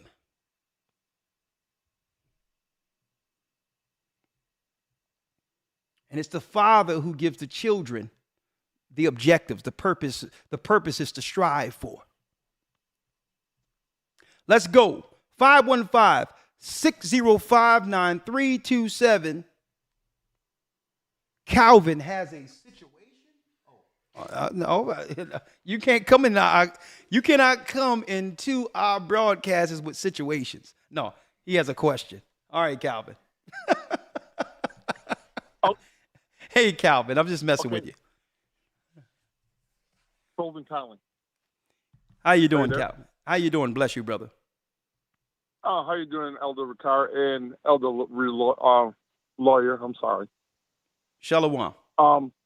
Shalom. My question was, you were just talking about hell just recently on your broadcast. I was just going to ask you the order, the spiritual death, the physical death. Do you go to hell or torment, and then after that, judgment and more torment? Is that what you were saying? Okay, well, when you go into the 70 scriptures that were hidden, that the Most High told Esdras to hide, I actually have those scriptures, and I'm gonna actually talk about that as far as the idea of hell based on different societies outside of Israelites. This is not just a biblical concept, but even the Gentiles' concept of hell gives some insight to what the Bible's perspectives are. The whole thing is when the Most High made the spirits, because he's eternal, spirits can never die. He existed before time. He created time. So when he created us out of the essence of himself, he made us immortal, at least from a spiritual sense, right? That means we were someplace before we were sent into our parents, and we're someplace after we leave this plane, right? So in Esdras, it breaks down that if you are part of the righteous who have made it, there's a place in paradise in the center of the earth, right? And it's really connected to the heavenly realm, but it's in the earth. The same way the Garden of Eden is a spiritual plane, but when you go through a spiritual door or gate, it's here on earth too, but it's connected to the heavens. The earth is floating in the middle of heaven. Okay? The earth is the center of the face of the deep. It's the center of the universe, not the sun, and it's actually in heaven. It's floating in the middle of heaven. So there's what? There's passages, and that's right, passages as well as chambers and levels to heaven and or hell. Now, I'm going to break this down in the category, but let me quantify this. When our spirits go over, if we showed favor with the Almighty, either side sees a light. And that light, you either go into what? rest and continual quiet until your soul is resurrected on earth when heaven comes here, or you're in torments. There's a chasm in between, a lake of fire that can be seen from either side.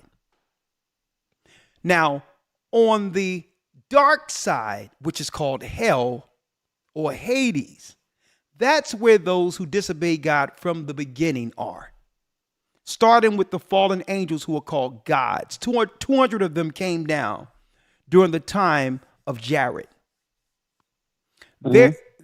That's right. There's monuments like pyramids that shows a marker where these particular angels are buried in hell. Okay? Now, this is where not only are they getting tormented under sorrow until the judgment, but those who followed their ideologies, religions, and also the courses of their disobedience against our God. They're tormented in their conscience in total darkness perpetually throughout from day to day. And usually what's happening is they're being tormented with their own thoughts. And their thoughts is the greatest thought of all of them is the regret that they had time to embrace the God who can no longer help them in hell. That's the greatest torment above them all, is that there's no repenting there. Now, that's one form of death. Well, the only thing they can look forward to is being thrown in the fire, which is a perpetual pain at the end of the 1,000-year reign of our King. So think about that. Okay. You thirst and never get anything to drink. You hunger and you don't get anything to eat. You're tormented in your mind 24 hours a day if we're dealing with it strictly from the earth times perspective. And the only thing you can look forward to is the fire, where the Most High will put this fire into a perpetual place in an eternity far away where no one will ever see it again, while you're still dealing with the pain and thought of the God you denied while the opportunity presented itself. So that's why it says, that's why the Most High, that's why it tells us that we not to fear man who can just kill the body, but fear God who can kill who? The soul. That's right. The soul. body and the soul in hell, which is the second death. There's two deaths. Real quick. Yeah. Real quick. Those 70 missing verses, I know I could get them on YouTube, but to get that Bible, I would like to get that. If you could just say where you can get that and let me know. I'll if tell that's you, possible. a matter of fact, I'll go into it if you're in the academy, but get yourself the Cambridge Annotated Apocrypha. Okay. And guess what? Okay. They do have a new revised version, so be very careful. There's another version of this without the precepts, though. Who's that? What's the other university? Excuse me, Elder Lawyer. Oxford. The Oxford Annotated Apocrypha. And when you go to 2nd Ezra 7, you'll see the 70 that's missing. Instead of 70, you'll get up to about 140 verses. Okay? Yeah. Good. My man. Good. My brother. Elder Lawyer, I love his voice. He's got that Don Cornelius voice. I'd like to hear anything he's got to say. So when, he's got anything to say to tell me, I appreciate it. Oh, my Lawyer, that's a new one. Don Cornelius?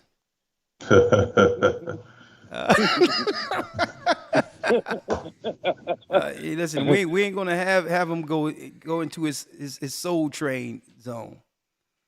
Yeah. Don Cornelius with a Mitri. Lord in the morning times.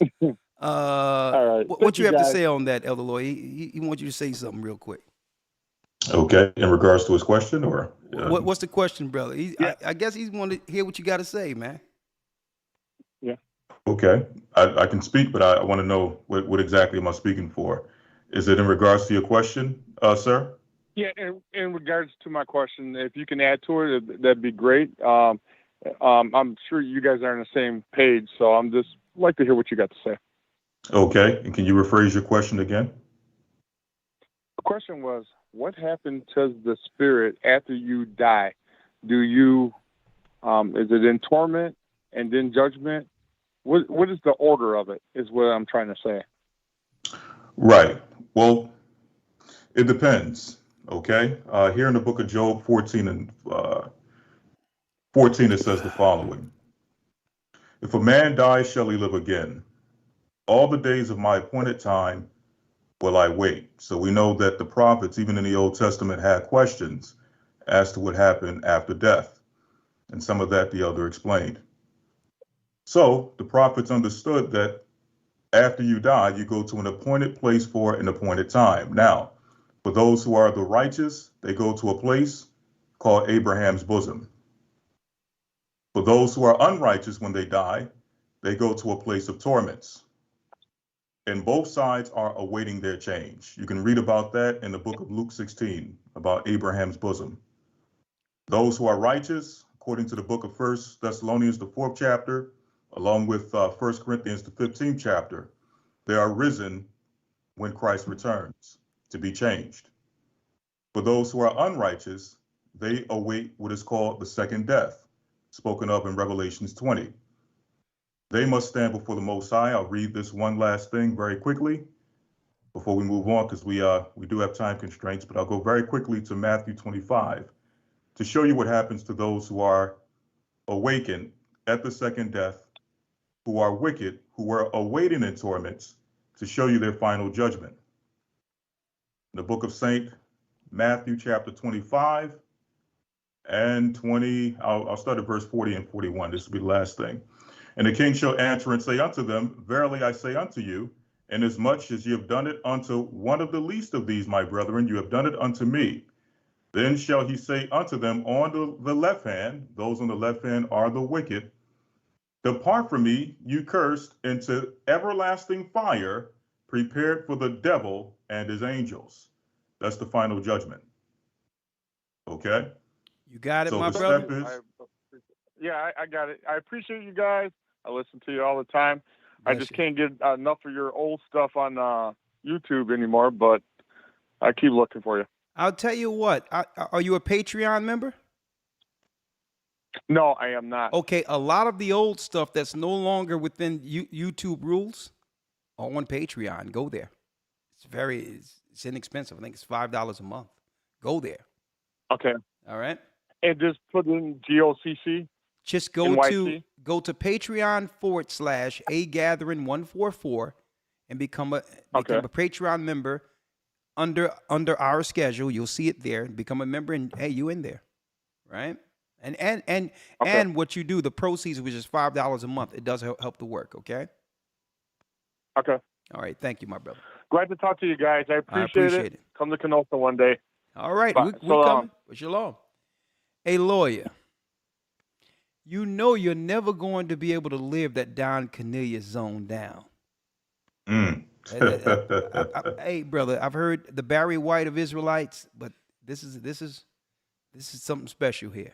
Yeah, that's a new one. All right.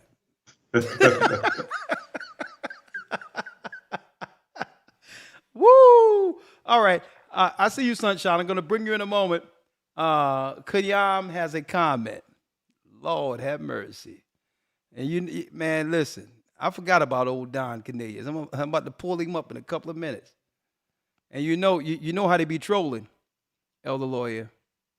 I can see them sitting. I knew it. Illuminati. That's Don Cornelius' son. They gonna have Don Cornelius with Dimitri. You next to it. I know how they gonna do it. And and I'm glad, Elder Lawyer, that the way your camera is framed, I'm glad that they can't see your hand gestures. Right? Sometimes I put my hands up and start moving them around because I know some people around there just want to wait for my hands to be like I'm giving Jay-Z a little code or something. So sometimes I put my hands up. So Ricard Shaw, Illuminati. They're gonna say I'm Illuminati infiltration, and I got 5 fingers. So sometimes they move around. It be horns and everything else as far as people concerned. So if they mess around, and the only thing I'm doing is hand gestures. What do you think they're gonna do with that Don Cornelius voice? So watch out. Oh yeah, Kayim has a comment. Shalom. Yep, Shalom. That was right. Yeah, I laugh at it. Satan can't cast out Satan, though. Hey, listen, it's hilarious, man. I'll be seeing some of that stuff out there, boy, and it's like, man, I'm like, boy, do people have time on their hands? I'll tell you what, can Satan cast out Satan? Listen, if I'm working for the other team, if I'm working for the dark side, I'm doing a horrible job. But go on. Let's go. And it's all praise to the Most Higher. Yeah. Everybody put hearts and clap hands in the chat for these watchmen, because they doing the greatest job on this earth. Elder. Yes, sir. And you're right. Great fathers are being forced out the home. And I was just having a talk with a sister the other day about what's going on. And Elder, real quick before I say what I would say, if something happened, can an email be sent out for everybody go to Patreon? Like, if the internet shut down or they strike the page? I was going to suggest that first. If something ever happens, right? If something ever happens, I would suggest where if you cannot meet, if they just, God forbid, but if they, higher forbid, they take away our page or whatever, or internet go down or something goes down, if the internet still works to some capacity, you can send an email, agathering144. The worst case scenario, if something happens where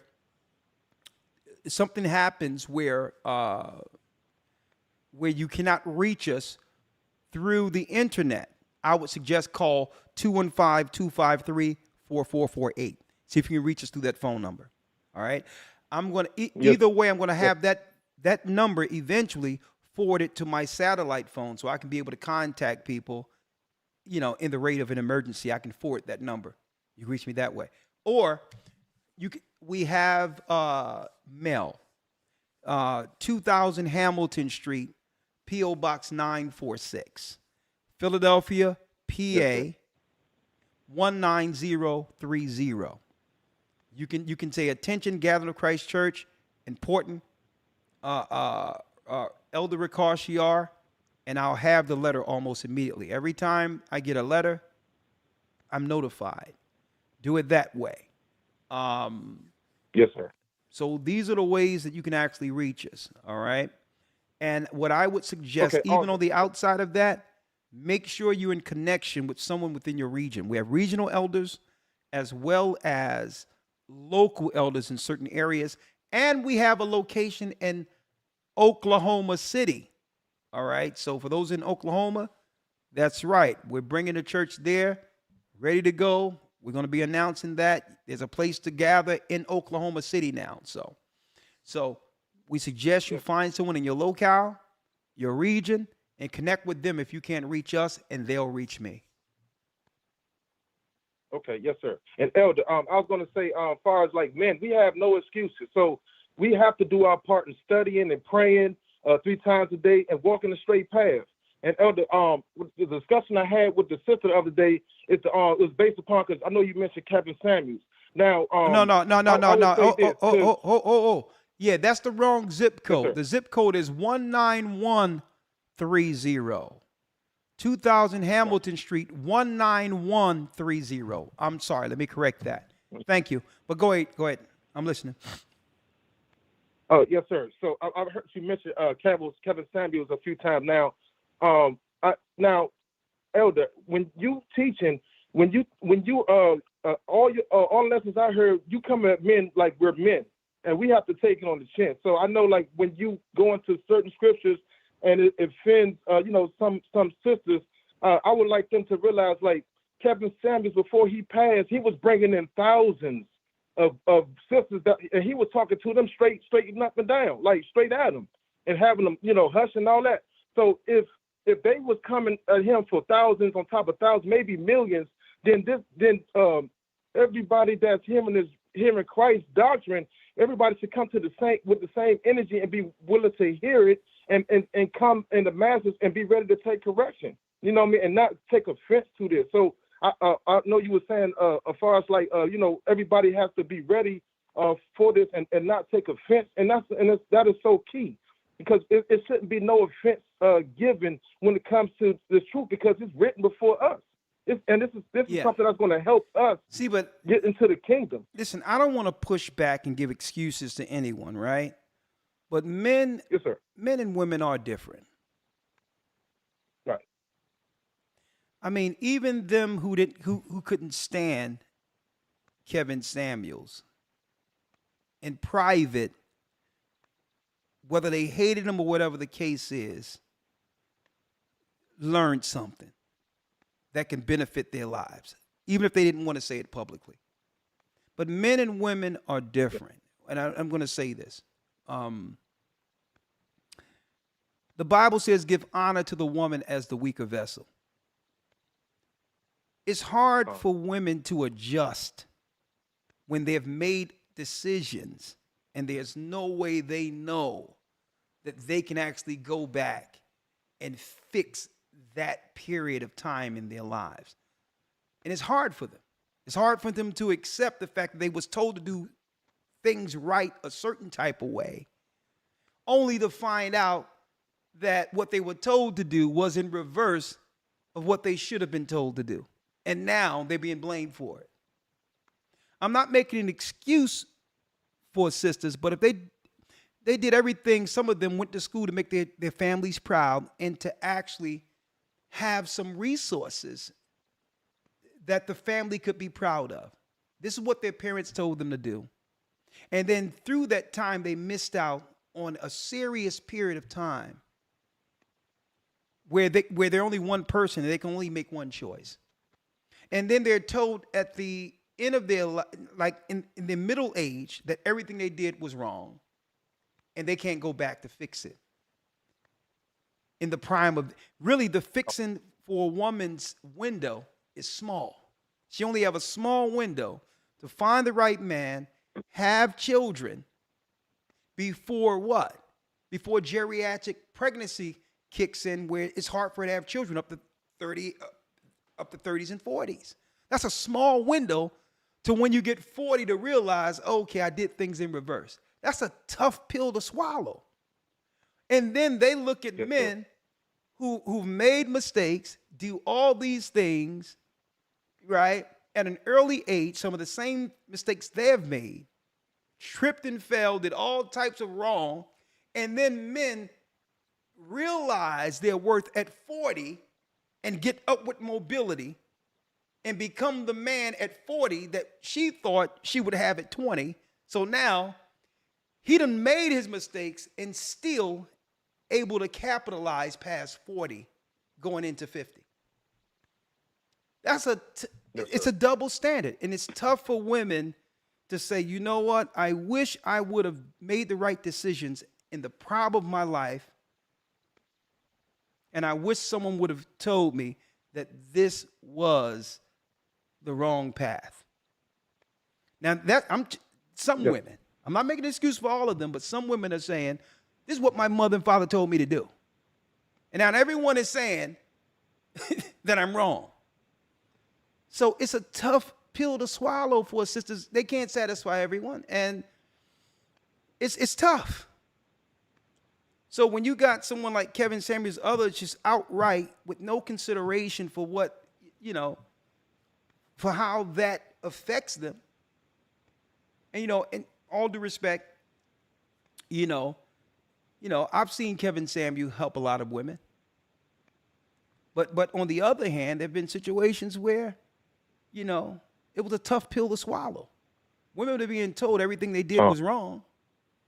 And they can't take criticism and constructive.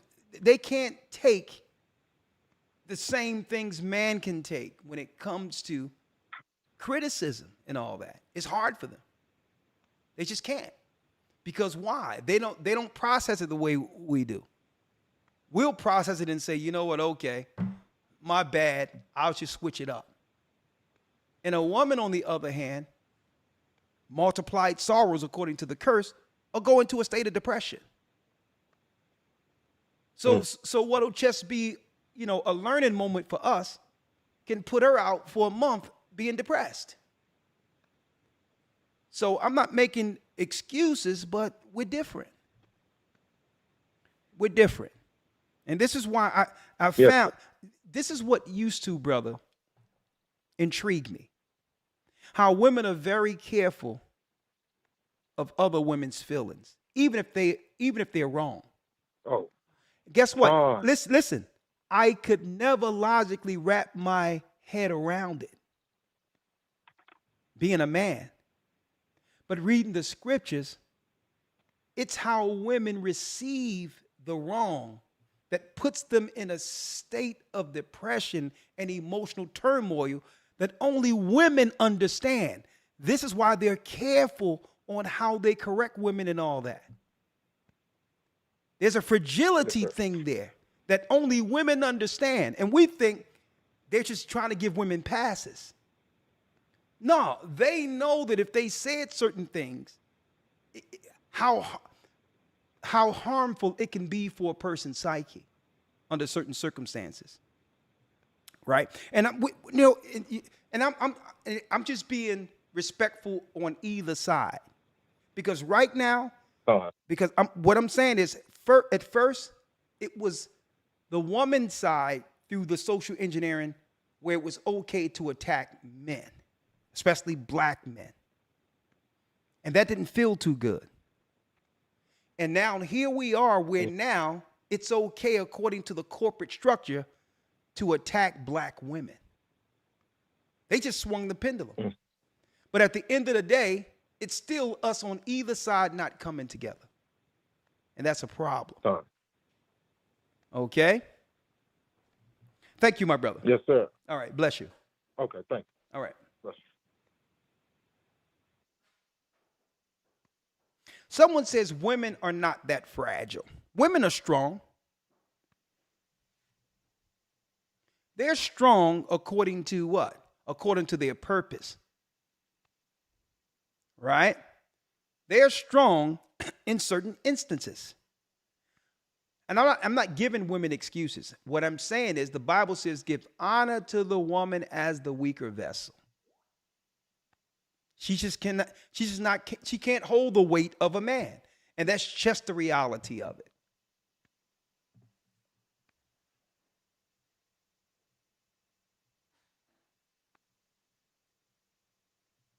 405 area code.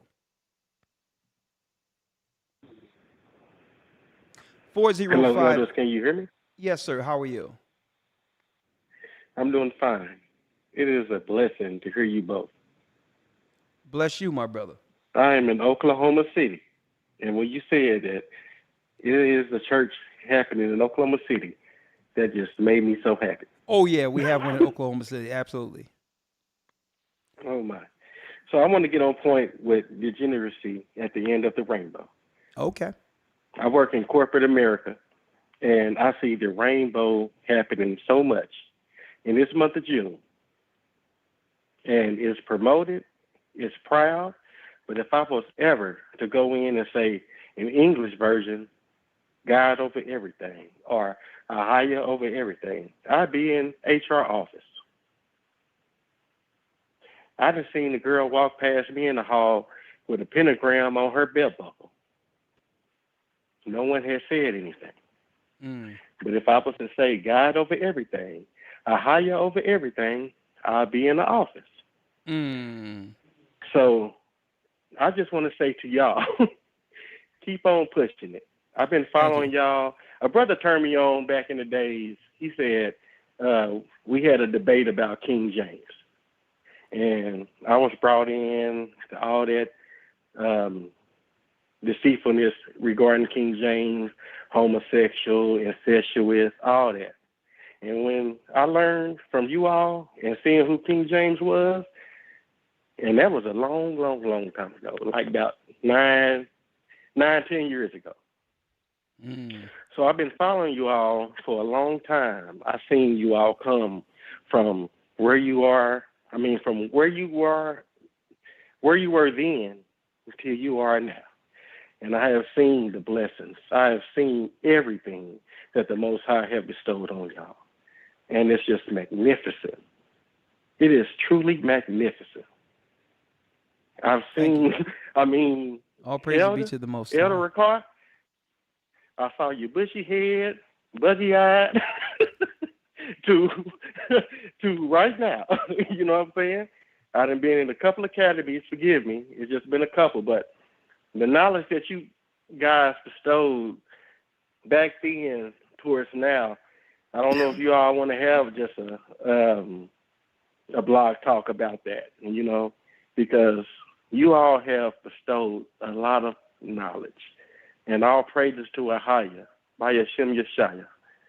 Ah, thank you, my brother. It is a blessing. Thank you. Bless you. This is my first time talking to you all. Okay, well. And then to hear that you all have a church happening in Oklahoma City. Oh, yeah. Here we come. I am there. All right, brother. I can't wait to meet you. I am there. And remind me of this call so the next time I see you. That's all I wanted to say. All right, bless you. All right. Thank you. All right. So that's all I wanted to say. All right. Thank you. And let me make it clear, though, right? I don't want anyone, especially brothers out there, to think that we're dealing with any form of pandering. Okay. You know, I think Umar, so-called Johnson, is doing enough of that for all men who exist, okay? Right? And this is why we brought out this today of the women that were on at the castle where our foreparents were taken in Ghana to be enslaved, and showed these women that's out there and thought it would be a good choice to get up there and show their behinds without shame. Okay, so we're not pandering, right? But we know that there's a segment of our community, and I grew up in North Philly. There's a segment of our community who are predominantly women who isn't going to listen to anything a man have to say. So when I talk about give honor to women as a weaker vessel, I'm not saying give women passes who are destroying the image of the daughters of Zion. I'm not saying that. What I'm saying is there got to be enough women and mothers to stand up to correct this. Because here's the reality. There's a segment of women who will only listen to other women. And then there's another segment who won't listen to anyone. There's some women who stay quiet when it comes to correcting other women to avoid a conflict or a fight. We know that all exists. But these particular women who don't want correction, guess what, folks? Nothing can prepare them for the amendment that's coming. Because at the end of the day, you're going to listen to somebody. And if the Most High send men and you don't listen to them, send other women who care about you and there's no listening to them, you know what? He sends something that, you know what? You will bow and listen to. Even if it's the jackboots coming from the other countries to knock open your doors with no man around to have you submit. The only thing we're doing here through the spirit of love, through the spirit of scripture and understanding is to do what? Is to put it out there through word to say, take heed to the warning and the admonishment that's coming through the word while you still have an opportunity to make choices. Because when the Most High send the judgment, there is no choice. It's just the judgment. So let me make that clear. And I wanted to put that out there. This is the nonsense we had to deal with. This is nonsense. And there's women out there who won't take correction from anyone and are goaded on by the girlfriends around her to disrespect women's image. And it's time for enough sisters to stand up and say, you know what? Enough is enough. Before YouTube, before Instagram, we understood that this subculture existed in our community, but at least it was hidden away for no one to see. But we always knew this existed, but at least it was hidden away, you know, within the crevices of the inner cities. But now that they won't keep it just where it, you know, where it actually began or cultivated from, now that it's on public display, it's time for women to say enough is enough. It's going to take a lot of women correcting these women, I'm going to tell you.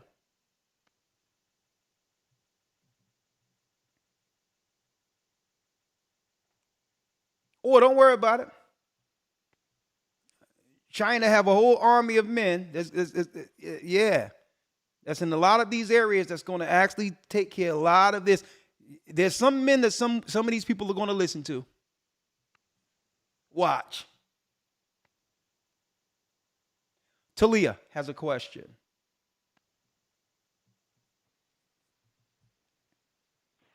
Shalom, elders, can you hear me? Yes, how are you, Talia? I'm good, how are you? I'm blessed by the best. Talia, can you, first off, sister, can you believe this? Can you believe that there would be some people who would get a passport and travel into Africa at the castle where our people were taken captive, never to see their homeland again? And to celebrate this, they'll go to this same Amina Castle in Ghana, only to get up there and start pole dancing without poles. Yeah, it's definitely saddening. It's sad. It's sad. Can you hear me still? Yes, I'm listening. Because I'm going to tell you this. So, I like to say this, sister, before you go. Let me tell you. Brothers know that when like I have a passport. Brothers know when we travel to other countries that we ought to learn the culture to some degree and understand where the lines are. Okay? We understand that we can't go, even if there is a subculture in the United States, that the thugs and all that happens here. You can get the thuggest of thugs going into Egypt or Middle East or Dubai or to Africa, and they know to act on their best behavior. Because the jails over there are unforgiving. So this is what happens when you have what? When you have a subculture within our culture that have never been corrected. This is what happens. They believe that in their mind that the world accepts this. Because there's no consequence. They can do it and still survive afterwards. We know that we go out acting a fool in another country, there's a dungeon with dirt floors waiting someplace. But I digress. Let's go. Let's talk. Well, thank you for giving me a chance to come on here. That's one thing. It's an honor right now to even hear your voice and, to see you on the screen right now. Thank you. I'm kind of freaking out a little bit, trying to calm down. Bless you. So I do have the question I do have is, I've been in the truth for a while now, and I've done my best I'm not perfect, but I'm continuing to, study and observe the Sabbath, and very close to my stepdad. He's in the truth. He continues to guide me. However, I do have a question. I know we talk about the women who are, like the women in them videos twerking and doing things. Yeah. But the other side is, what about the women who are trying their best? And I have a boyfriend right now who I'm in a relationship with. Yeah. And I see him as my husband. But he just sees me as a girlfriend right now because I'm honoring the fact that, by law, Okay. Well, he will be husband. Let's reel that back. Who decides when a man is a husband and a woman is a wife? Who decides that? I would say my dad. It's the man. It's the man who goes to your dad and asks for your hand in marriage. It's the man. It's the man decides whether or not he's going to be a husband, and the woman he chooses will be his wife.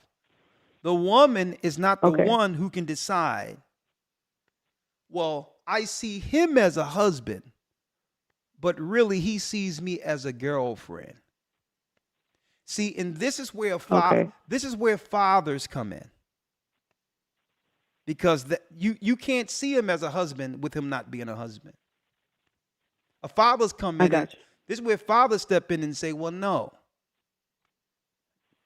young lady, you are what you're doing in this relationship with him. And that's acceptable for him. And a father comes in and states it's not acceptable for me, and he goes speak to him and says, you know what? You're going to make my daughter a respectable woman. Wow. That's where father steps in and says, you're going to make my daughter a respectable woman. Do you respect her or not? So what I'm saying is, that makes a lot of sense. How old are you?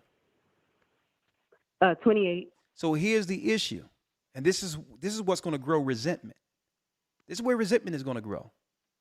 You'll give this man the better part of your prime in life with you believing that he's a husband while he's seeing you as a girlfriend. And you're given all the benefits that come with you being his wife. When if he believes that you're not his wife and you're just a girlfriend to him, while you're doing all these things, when he get in position to get the wife he wants, he's going to choose her. And you're going to say, he cheated on me. And now the resentment grows. Now every man you meet after that have to pay for you believing that he was your husband. Yeah. So no. You can't believe that. He have to be in position to have you believe you his wife by making you his wife. So this can't go off of just hopes and desires of, him telling me he wants to do that one day. It just has to be He want to do that one day, okay. And you can make it sure and say, listen, well, when that one day come, hit me up. Because I'm not here. You're not here. You're too valuable. You too valuable to be a placeholder until he find the woman he wants. Because if he want you, you would be his what? His wife. I know that's hard. And some women think that, okay, I have to facilitate this in hopes that he's going to become something one day that I hope. But this is what you're going to waste time. That's what you're going to do, and then you're going to resent men because of it. Okay? Listen, a man marries who he wants to be his wife. And fathers used to have this hard talk with daughters. Because it's so hard to find a good woman, men don't let his wives just walk away. So this is why fathers came in and fathers had the ultimatum. You're not going to play with her like this in the prime of her life. Okay, you're not going to do this.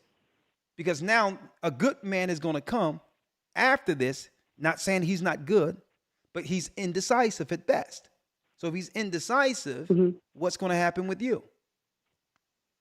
What's going to happen with you is he's going to do what he's going to do. But then the wife you've always dreamed of, one day going to walk by, it's going to change your life forever.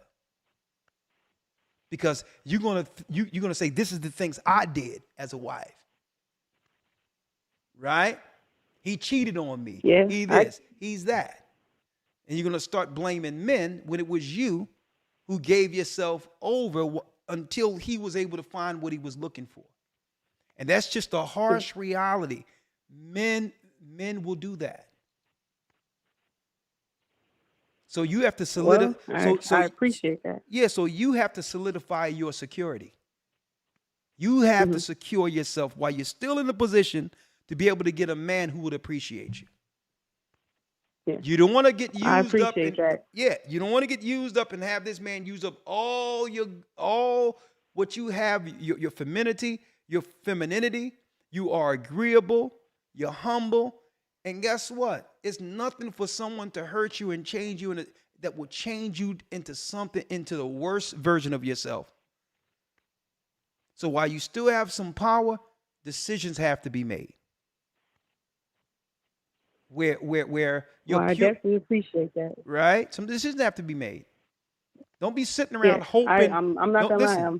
Don't be sitting around hoping that a man is going to be something other than he is. Men are who they are. Men are simple creatures and rarely change. Men are very simple. And that's one of the greatest mistakes women make, is to sit around and think that a man is going to change. And I'm not saying he's a bad man. He might not be ready or whatever the case is. Okay. Yeah. But how much are you going to use up of yourself until he comes around, if ever? That's up to you. And guess what? If it doesn't work out, you cannot blame him. Yep. If you sit around and wait and he never listen. If you sit around and wait and years go by and the best part of your years are gone, don't get up 35 and 40 and blame him for why you resent men. Okay? If you know the Most High, I definitely hear you. If you know the Most High in Christ and the Bible, you know the rules. Okay? I appreciate that. And all right. I'm not gonna lie, I'm holding back tears right now because it's like you just explained my whole life. You don't even know me, so yeah. I really appreciate that. I'm just saying, sister. I'm just saying. All right. Thank you, and thank you to both of you guys. I appreciate everything you guys do. Me and my best friend, one of my other friends, she's 30, and we both came into the truth a while ago, and man, it's been life changing. So we appreciate you guys. Well, we appreciate you, sister, and always stay in that same spirit, that humble, loving, feminine, agreeable spirit that's hard to find. And I hope through the Spirit of the Most High that brother appreciate who you are and what you are to him. All right. I really pray that's the point. But don't waste your time in this instance. And I'm not saying to rush him or try to move him into something and all that.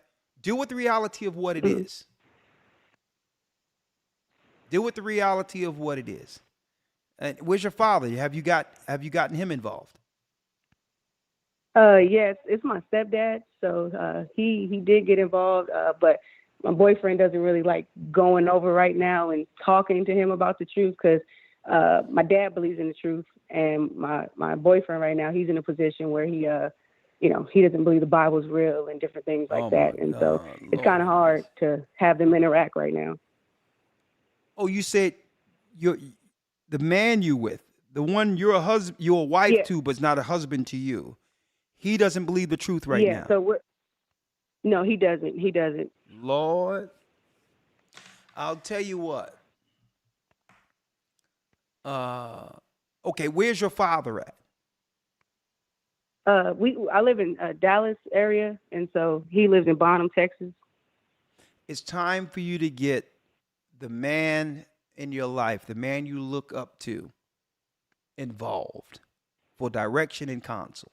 Because only a man, and I'm going to use the word, can hip you to how men think at a certain age. Only men can do that. Okay, only men can do that. Okay, and so many times women listen to other women concerning men. That's okay. You can always, any information you can always use and filter. But I'm going to tell you, only men can give you the breakdown of another man at a certain age and tell you exactly what he wants, what he's going to do, and what his trajectory is. And a man can break down another young man quickly.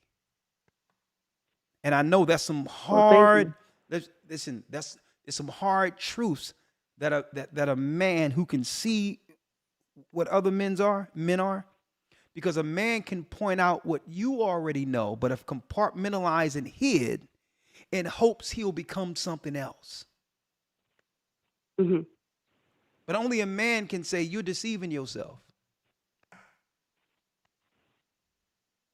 You're creating the man you want when he's someone's different. So you then compartmentalize all the things, all the red flags, and you have accepted this man you made for yourself, in hopes that he's gonna be 2 feet in with the truth, with the Bible, have you be his wife.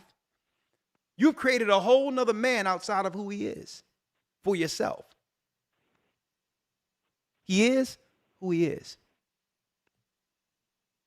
And if you think if you think it's tough now, wait till you really get up into the word and you claim that he doesn't believe the Bible. He thinks. Let me tell you, you are hitting a hornet's nest. Because I'm gonna tell you what's gonna happen. The last thing a man wants and resents more than anything is that another man is respected in the eyes of his woman outside of him. And this is how he's going to perceive you listening to these videos. He don't believe in the Bible. He don't believe in God. And now you honor what these guys are saying. And you know what? Because he can't say anything against us or in anything, and you honor and respect us, guess where it all is going to be taken out on? On the only person that he can take it out on, and that's you. Man, I got nothing else to say. I'm just listening. Sister, just pray. Get your father involved, and he'll tell you. Okay. I'm not going to tell you, but I think you already know. I think you already know where this is going. Yeah. Well, All right. I appreciate your time and for letting me take up a little bit of time. So all right. Bless you. All right. Bless you, sister. All right. All right. Bye-bye.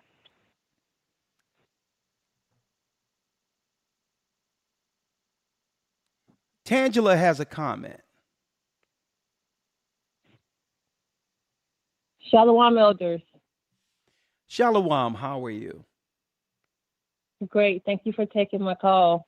Elder, I just wanted to talk and just tell you a situation that my family went through regarding this hobby tonight with, them coming for the children. A few weeks ago, my daughter came back home because she was, it's hard out here. So she came home 39 weeks pregnant. And she moved back in with my husband and I. I've been in the truth for going on 6 years. He's been in the truth about 4. And she was with us for like 3 weeks before she actually gave birth. So she was going into her 42nd week. So we decided for her to go into the hospital to get checked to make sure the baby was fine and everything. So we got to the hospital. They kept her. They induced her labor. When any women first go into the hospital, they automatically test them for drugs and any type of, to make sure that their body's okay for the baby, for the delivery. So we were in the hospital 5 days, Elder. My daughter gave birth by cesarean section 2 days after that we were there. Because she wasn't progressing, they did cesarean section. An hour before they gave her a cesarean section, Elder, they gave her what is the stuff that they give the elderly people when they're in hospice? Morphine. They gave her morphine. So they went ahead and took her, prepped her, took her back, started, proceeded with her C-section. Okay. They delivered the baby. Okay, so I got to be careful with all this because they're careful. Oh, I'm sorry. No, it's okay. I just want to make sure you stay within whatever parameters they have on YouTube without it, because you're just giving me your experience. Because morphine is sometimes used as it's used as a pain reliever as well as a sedative to a Right. degree to get Yes. people through things. But go on. I'm listening. Yes, sir. So this is how they used it against her because prior to her going to the hospital, because we've been in the truth and we've heard all of your teachings. We're so thankful for all of your teachings and you giving us all of the wisdom, knowledge, and understanding that we need when we encounter the medical system. My husband had already told her, like, okay, this is what's going to happen when you go. This is what they're going to try to make you do. This is what they're going to try to encourage you to do. Be aware, stand your ground, don't bend. Don't let them try to encourage you to do anything else. So with that being said, she rejected. Oh, let me ask you this question. Are you saying before the baby was delivered, they gave her that? Yes. That while she was laboring, right before they got ready to take her back and prep her for the C-section, they gave her that to ease the pain, allegedly. Oh, okay, go So on. I mean, is this something that your daughter agreed to, or? Yeah, she agreed to because she was in so much pain and she Okay. wasn't progressing with the labor, so she did agree to it. All right, well, But go they on. used it against her eventually. What you mean they use it against her? What do you mean? So she was released from the hospital once the baby was unborn, 3 days afterwards. We took the baby to her 2-day appointment. The physicians and I, we got into kind of a debate in the office about, the recommended hospital juices and this and that and other. He decided to let her know that he couldn't be the baby's physician because we rejected the juices and all that stuff. So in our conversation, as we were getting the baby ready to leave the doctor's office, he says to my daughter and me, wouldn't you rather her, because I was telling him about, through research and teachings, we've come to know that, those juices, give kids, the different autism and all these different things. Oh, and this doctor says to me, sister, I think this you made doctor says to me, I think, hold Elder, up. I think wouldn't you rather? listen, I'm listening to you. Go ahead. I mean, I think you made a grave mistake in trying to make political stances within a hospital, usually, or a doctor's office. I'm gonna let you go ahead, but usually, what you don't want to get into those type of conversations like that. You really don't. You don't want to tell them about a belief and this is what this stuff does. It's called being wise as serpents, harmless as doves. And there's a such thing, sister, as informed consent. Yes. Informed consent means, oh, I'm not disagreeing with anything. Okay? I'm just going to get more data to make an informed decision. And that's that's eventually what my daughter told him. That's eventually what she did tell him, yes. I understand that. But you have to be careful arguing what some of the adverse things are online and all these other things, what people have told you, because they are versed in, and now they'll go into another phase of Elder, that's just what they did.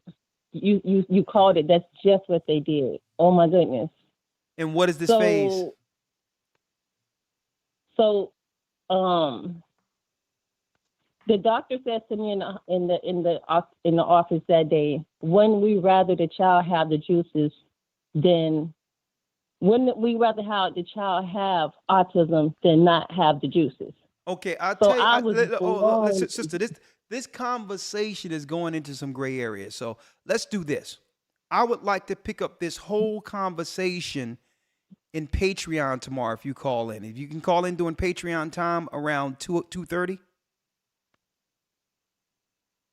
Okay. Because I'm going to have Truman Burst on tomorrow, where he's going to be taking calls on those who may be dealing with some certain issues, and he's going to be talking about herbal remedies and all that. The baby is fine. The baby doesn't have anything, or nothing was ever done to the baby. The baby's fine. I understand, but there's another phase you want to talk about, and right now, I believe that when we come on the broadcast, the guidelines changes. I believe it's allegedly or probably the guidelines changes as it goes. I don't know what we can say here. Yes, sir. Yes, sir. So please, yes, sir. Let's talk tomorrow about it, and I'll help you through it. All right? Yes, sir. On Patreon. Yes, sir. Thank you. All right. All right. Shalom. Shalom. And those are the 3 letters that Elder Dell put up. And you know what? Usually that's where they go. So those 3 letters, watch out. Hide your kids, hide your wife. 619 area code. Hello, can you hear me? You hear me okay? Yes. Hey, I'm in here in San Diego, but I was wondering if you happen to see the new Carl's Jr. commercial for the new burger they have. Around the country, they call the company Hardee's. You might have heard of Hardee's. Familiar with that? All right, what you say? I was asking if you heard of the new Carl's Jr. burger that they have. If you've seen the commercial for the new burger, you might know the company as Hardee's. Oh no, what are the commercials for the new burgers? The burger is called the Diablo Burger, which means the devil burger. And guess how much it costs? $6.66. $6.06. Exactly. $6.66. And they got Charlies running around all over the city that says El Diablo is back. And check this out. El Diablo, when it comes to the game, a lot of that came out during the time when the smoke and some of the fires happened. Coincidentally, the same time that the fires were going on, it was an introduction to the world. It was introducing Diablo to the world. There's something I want to show. I'm going to show that tomorrow, brother. And what they're really, what they're telling the world is that Satan is no longer behind the veil. He's operating frontal with his ministers that we see throughout all of these agendas. Right on. I'm going to make sure we begin the broadcast of our updates with that before transitioning into Truman. Thank you, brother. Thank you, brother. All right. All right. Okay, well, right now I'm at the very end. I'm sorry if I didn't take your call. Please call in tomorrow. I'll have it up around 2 to 3 o'clock. And 2 to 3 o'clock, we'll have you on. I can take one more call. Tisha been waiting about an hour. So I'm going to take that call, and then I'll bring in Sunshine. She's been waiting from the beginning. Tisha. Hi, praise. How you doing, Well, Tisha? excuse me, Shalom. Yes, I'm new in the truth, maybe like 3 months. Okay. I'll be taking my 3rd baptism class this Saturday coming. All praises. And I know God's been good to me. I'm visually impaired. I had 5 open head surgeries. The Lord blessed me to carry with my daughter with my brain exposed. But I have a question. I've been married for 7 years, right? And basically, my husband, he don't know word, he don't know anything. And me, I'm the type was like, Lord, I want somebody that can help me in my walk, somebody that can teach me, to walk the way that I'm supposed to walk. He can't even lead, and not to put him down or anything all like right. that. Oh, sister, let's back it up. Let's reel it back for 1 second. Okay. Right? And I'm going to tell you why I can't allow you to do that and say, and publicly put a man down and all that, because there's 2 sides to a story. And the next thing is this. What should I be focused on? How this man isn't nothing. This man isn't up to par, as you stated. Should I be focusing on that man, or should I be focusing on you who chose that man? Right. So listen, what I'm saying is, I'm not saying your choice is wrong. What I'm saying is, when you put these things out about him, you have to understand what you're saying about yourself too. So be careful not to do that, because others who are listening aren't hearing exactly what you are conveying. They're hearing, okay, his man is not about nothing. This man is this. This man is that. And some people will sit there and listen and say, well, okay. So when did she find this out? And if this man is all this and don't meet your standards or measure up, then why did you choose him? Okay, that's what I'm about to get to. Like I knew him for a long time, and he had a crush on me. But I'm gonna say, like in 2016, we had, clicked up or whatever, and we were doing things that was not pleasing in God's sight. So that's like why I what? had to make that choice. Fornication. Okay. So what you're saying is outside of the physical parts, the physical connection, you always knew that he didn't fit the requirements of a man that you would follow. No, at the time, no. Until we got further along, I started seeing certain things. But I'm going to say one thing, anytime I needed him to do anything or whatever it is, he would do that. Okay, but now, answer the question what I'm asking though. Because it doesn't take me like a man, right? Right. There was a certain status in growing up in school and all that, where we would, even though it was from a worldly perspective, you met him in the world, where we would, men, especially the educated or the smarts who were in the school, would deem girls who weren't all that, put together on the brain side, I'm saying that loosely, we would call them in the world dumb blondes. Right? See, and that was a time when Three's Company was out. Three's Company. I don't know if I'm saying my age. And they had this girl, Chrissy, who was a dumb blonde. Now, even though a man is physically attracted to a girl, he know her mental makeup and understand that that's who she is in the world. There's no way a woman who's usually steps ahead of men, maturity-wise, when it comes to relationships at an earlier age, don't know when she's dealing with a man who's not mentally up to par. So when you're saying that you found out later that he wasn't mentally up to par, so let me put it this way, right? This is what's going on. There's a lot to this story that only he can fill out. That he have to, he's not here to defend himself or to state his views of how this relationship happened. But I can tell you this. Is what you're saying is that now you got the truth and you're about to be baptized, that you're looking to move on from him being unfit? Is that what you're saying? Okay, let me explain that. Okay, so I was telling him to come into the truth or whatever. So it's like he didn't really wanted to do that because, whatever he do.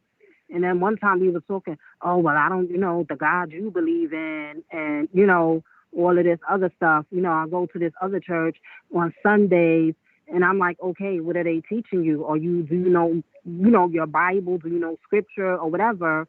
And he's like, oh, well, he can't debate because he don't know the word. So, yes, I'm in the truth. And, my thing is like, God, I want to live according to your word, how you have me to live. And yes, I did pray and was like, Lord, I made a mistake. I did pray that in the beginning. But it was like, okay, God, do I leave this man? Because my thing is, okay, when I said when I get married, I wanted to get married one time and one time only. Okay. I have a How brother. old are you? He's been with him. I'm going to be 53 November the 6th. Okay. How long have you been with him? Yeah. I've been with him from 2016. So that's how many years? What, 9 years? That's 7 years. No, 2016. That's 7 years. Excuse me, 7 years. I'm sorry, 7 years. You said 2016. Yeah, All right. 2016. 16, yeah. All right, 2016. Y'all have children? No, but I do have 3 kids. Okay, do you live with them? I have 3 kids. Yes, they are here with me. One of my sons, he helps me because No, I I'm said, asking you. like I told you, I'm asking you. Does the man that you are with? Oh no, no. Okay. No. All right. Well, No. those instances are dealt with on a local level. Usually, what happens when you come into the church to be baptized, at that point, you are at a what we would call single or married status. Now, if y'all never got married in the world, initially when you come in, you're single. Okay? Now, what happens is there will be a conversation on what your relationships are and what you're seeking to do going forward. Right? That's how that works. Now, when people are married in the church now, even if they're not married in the world, we have what we call a church certificate of union. Where if you're coming into a church with a person, it must be agreed with two or more witnesses with that leader in charge that you sign a union that you're with someone. This way, it doesn't get twisted or confused going forward. Where you don't carry your broken relationship or whatever it is into the church and cause chaos.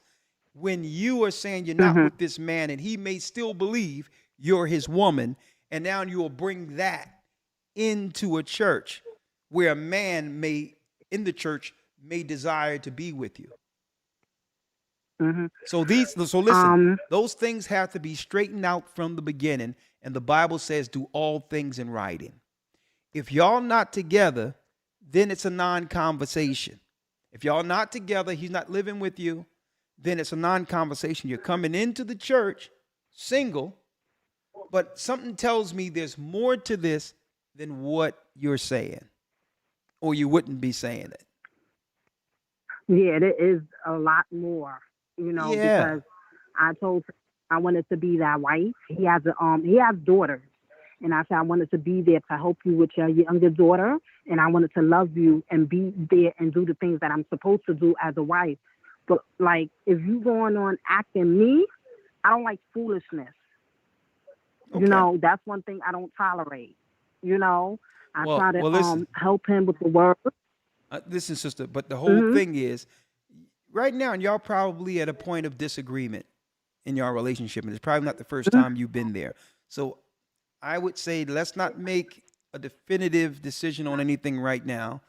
You said you're going to be baptized. Get with the elder and deacon in the church who's over your, and get a council where you both can make a decision on going forward. Okay? We already did that, and I spoke to one of the, because I'm in the body in the Bronx. Yeah. Yeah.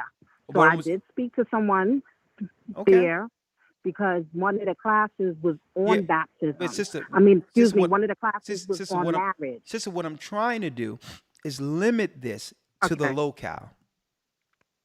Okay. Right?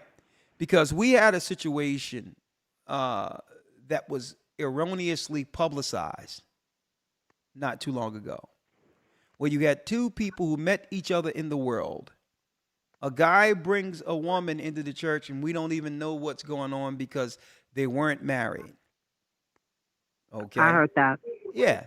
And then she made it clear from the beginning that this ain't what she wanted, but there was this wild thing out there that if we slept together in the world and come into the truth, we are married, when there's no agreement, no paperwork, no family agreement or nothing.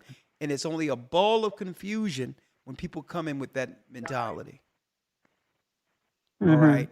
So there's no way to act. And what happens is people drag their incomplete scenarios into the church and make it a church matter. So this is why now, the way we do this is you go to your locale with the witnesses involved, including him, to get to the bottom of what this relationship is, if it's a relationship at all. And at that point, No, listen though. You're trying to still convince me of what it is. This is not the place for it. At your locale, this is where it's handled. All right? Okay, so what if he don't want to come? Because I already have papers and everything is notarized. Well, sister, listen, that's something you have to deal with on the local level. Yeah. I can't answer that right now because there's there's no way right now for me to hear his side. So that's unfair to him. Okay? All right, so welcome to the truth. And I'm sure the elders, the bishops over there will handle this and help you towards gathering with the church, all right? Yes. All right. Bless you and welcome to the body. Shalom. All right. Thank you, and I appreciate you taking my call. All right. Thank you. Boy, she have that deep New York accent. I'll tell you that. Sunshine, let's go. Hello? Uh-huh.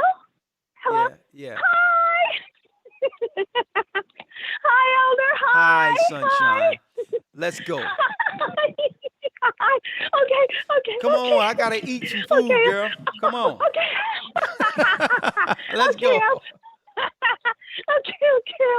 Elder. Oh, wow.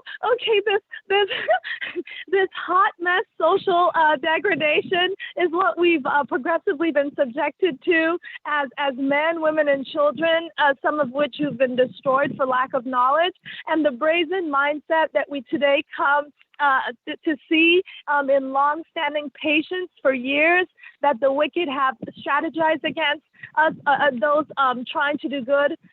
They who desire to collapse righteousness have chipped and chiseled away at our fortitude to stand, our finances to invest in ways to protect our children from wolves in sheep's clothing.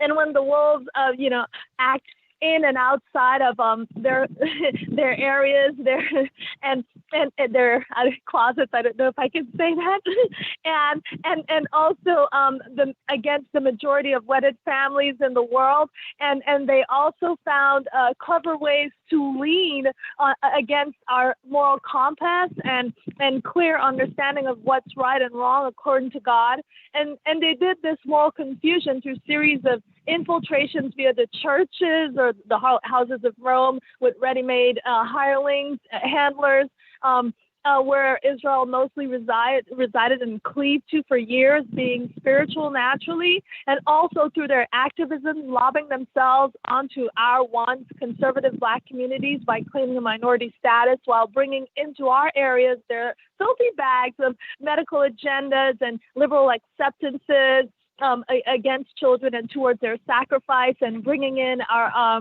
into our lives other various opinions that are adversarial against God and what God said is man and woman, or is righteous coming together, or is the way we should all operate onto judgment, which is the ones that we all have to die and then the judgment. But what's left is, after all this is said and done, the masses are corrupted into the delusional badge of do as thou wilt. No one can tell them what to do. And even if they were told, one rose from the dead, they would believe, having the law of Moses, and they chose the badge in shameless reprobateness, and would also go as far as to dance on the blood of castles and graves of those who suffer for the nation that's divided and cannot stand. And because of the hive mindset is now as those climbing up the Tower of Babel and blindly or willfully for Satan's silly quest, these of the wide road to destruction are cold and unshakable and immovable onto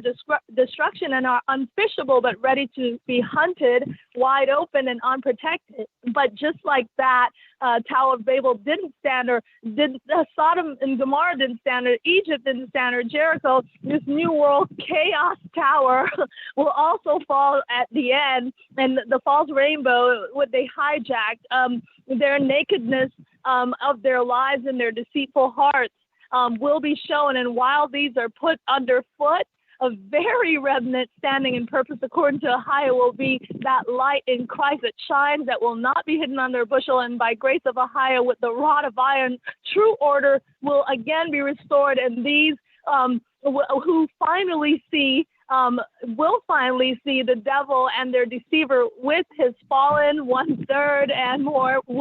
They'll finally realize that that panhandler has conned them out of their immortal souls, and by grace we will stand in righteousness and praise the Most High. There it is. That's all I wanted to say, elders. Praise the Lord. Bless you. Well, thank you, sister. Thank you. You always bring some key insights. Thank you for using And Blog may the Talk Most High be Radio. with you. Goodbye. Stay prayed up, sin not. See you, Elder Lawyer. Have a great evening. You can chime in on Patreon if you would like tomorrow, Elder Lawyer. And keep in mind, we all have a choice not to fall to the satanic degeneracy that have become Babylon. Thank you, Elder Lawyer. Yes, sir. Shalom. Shalom.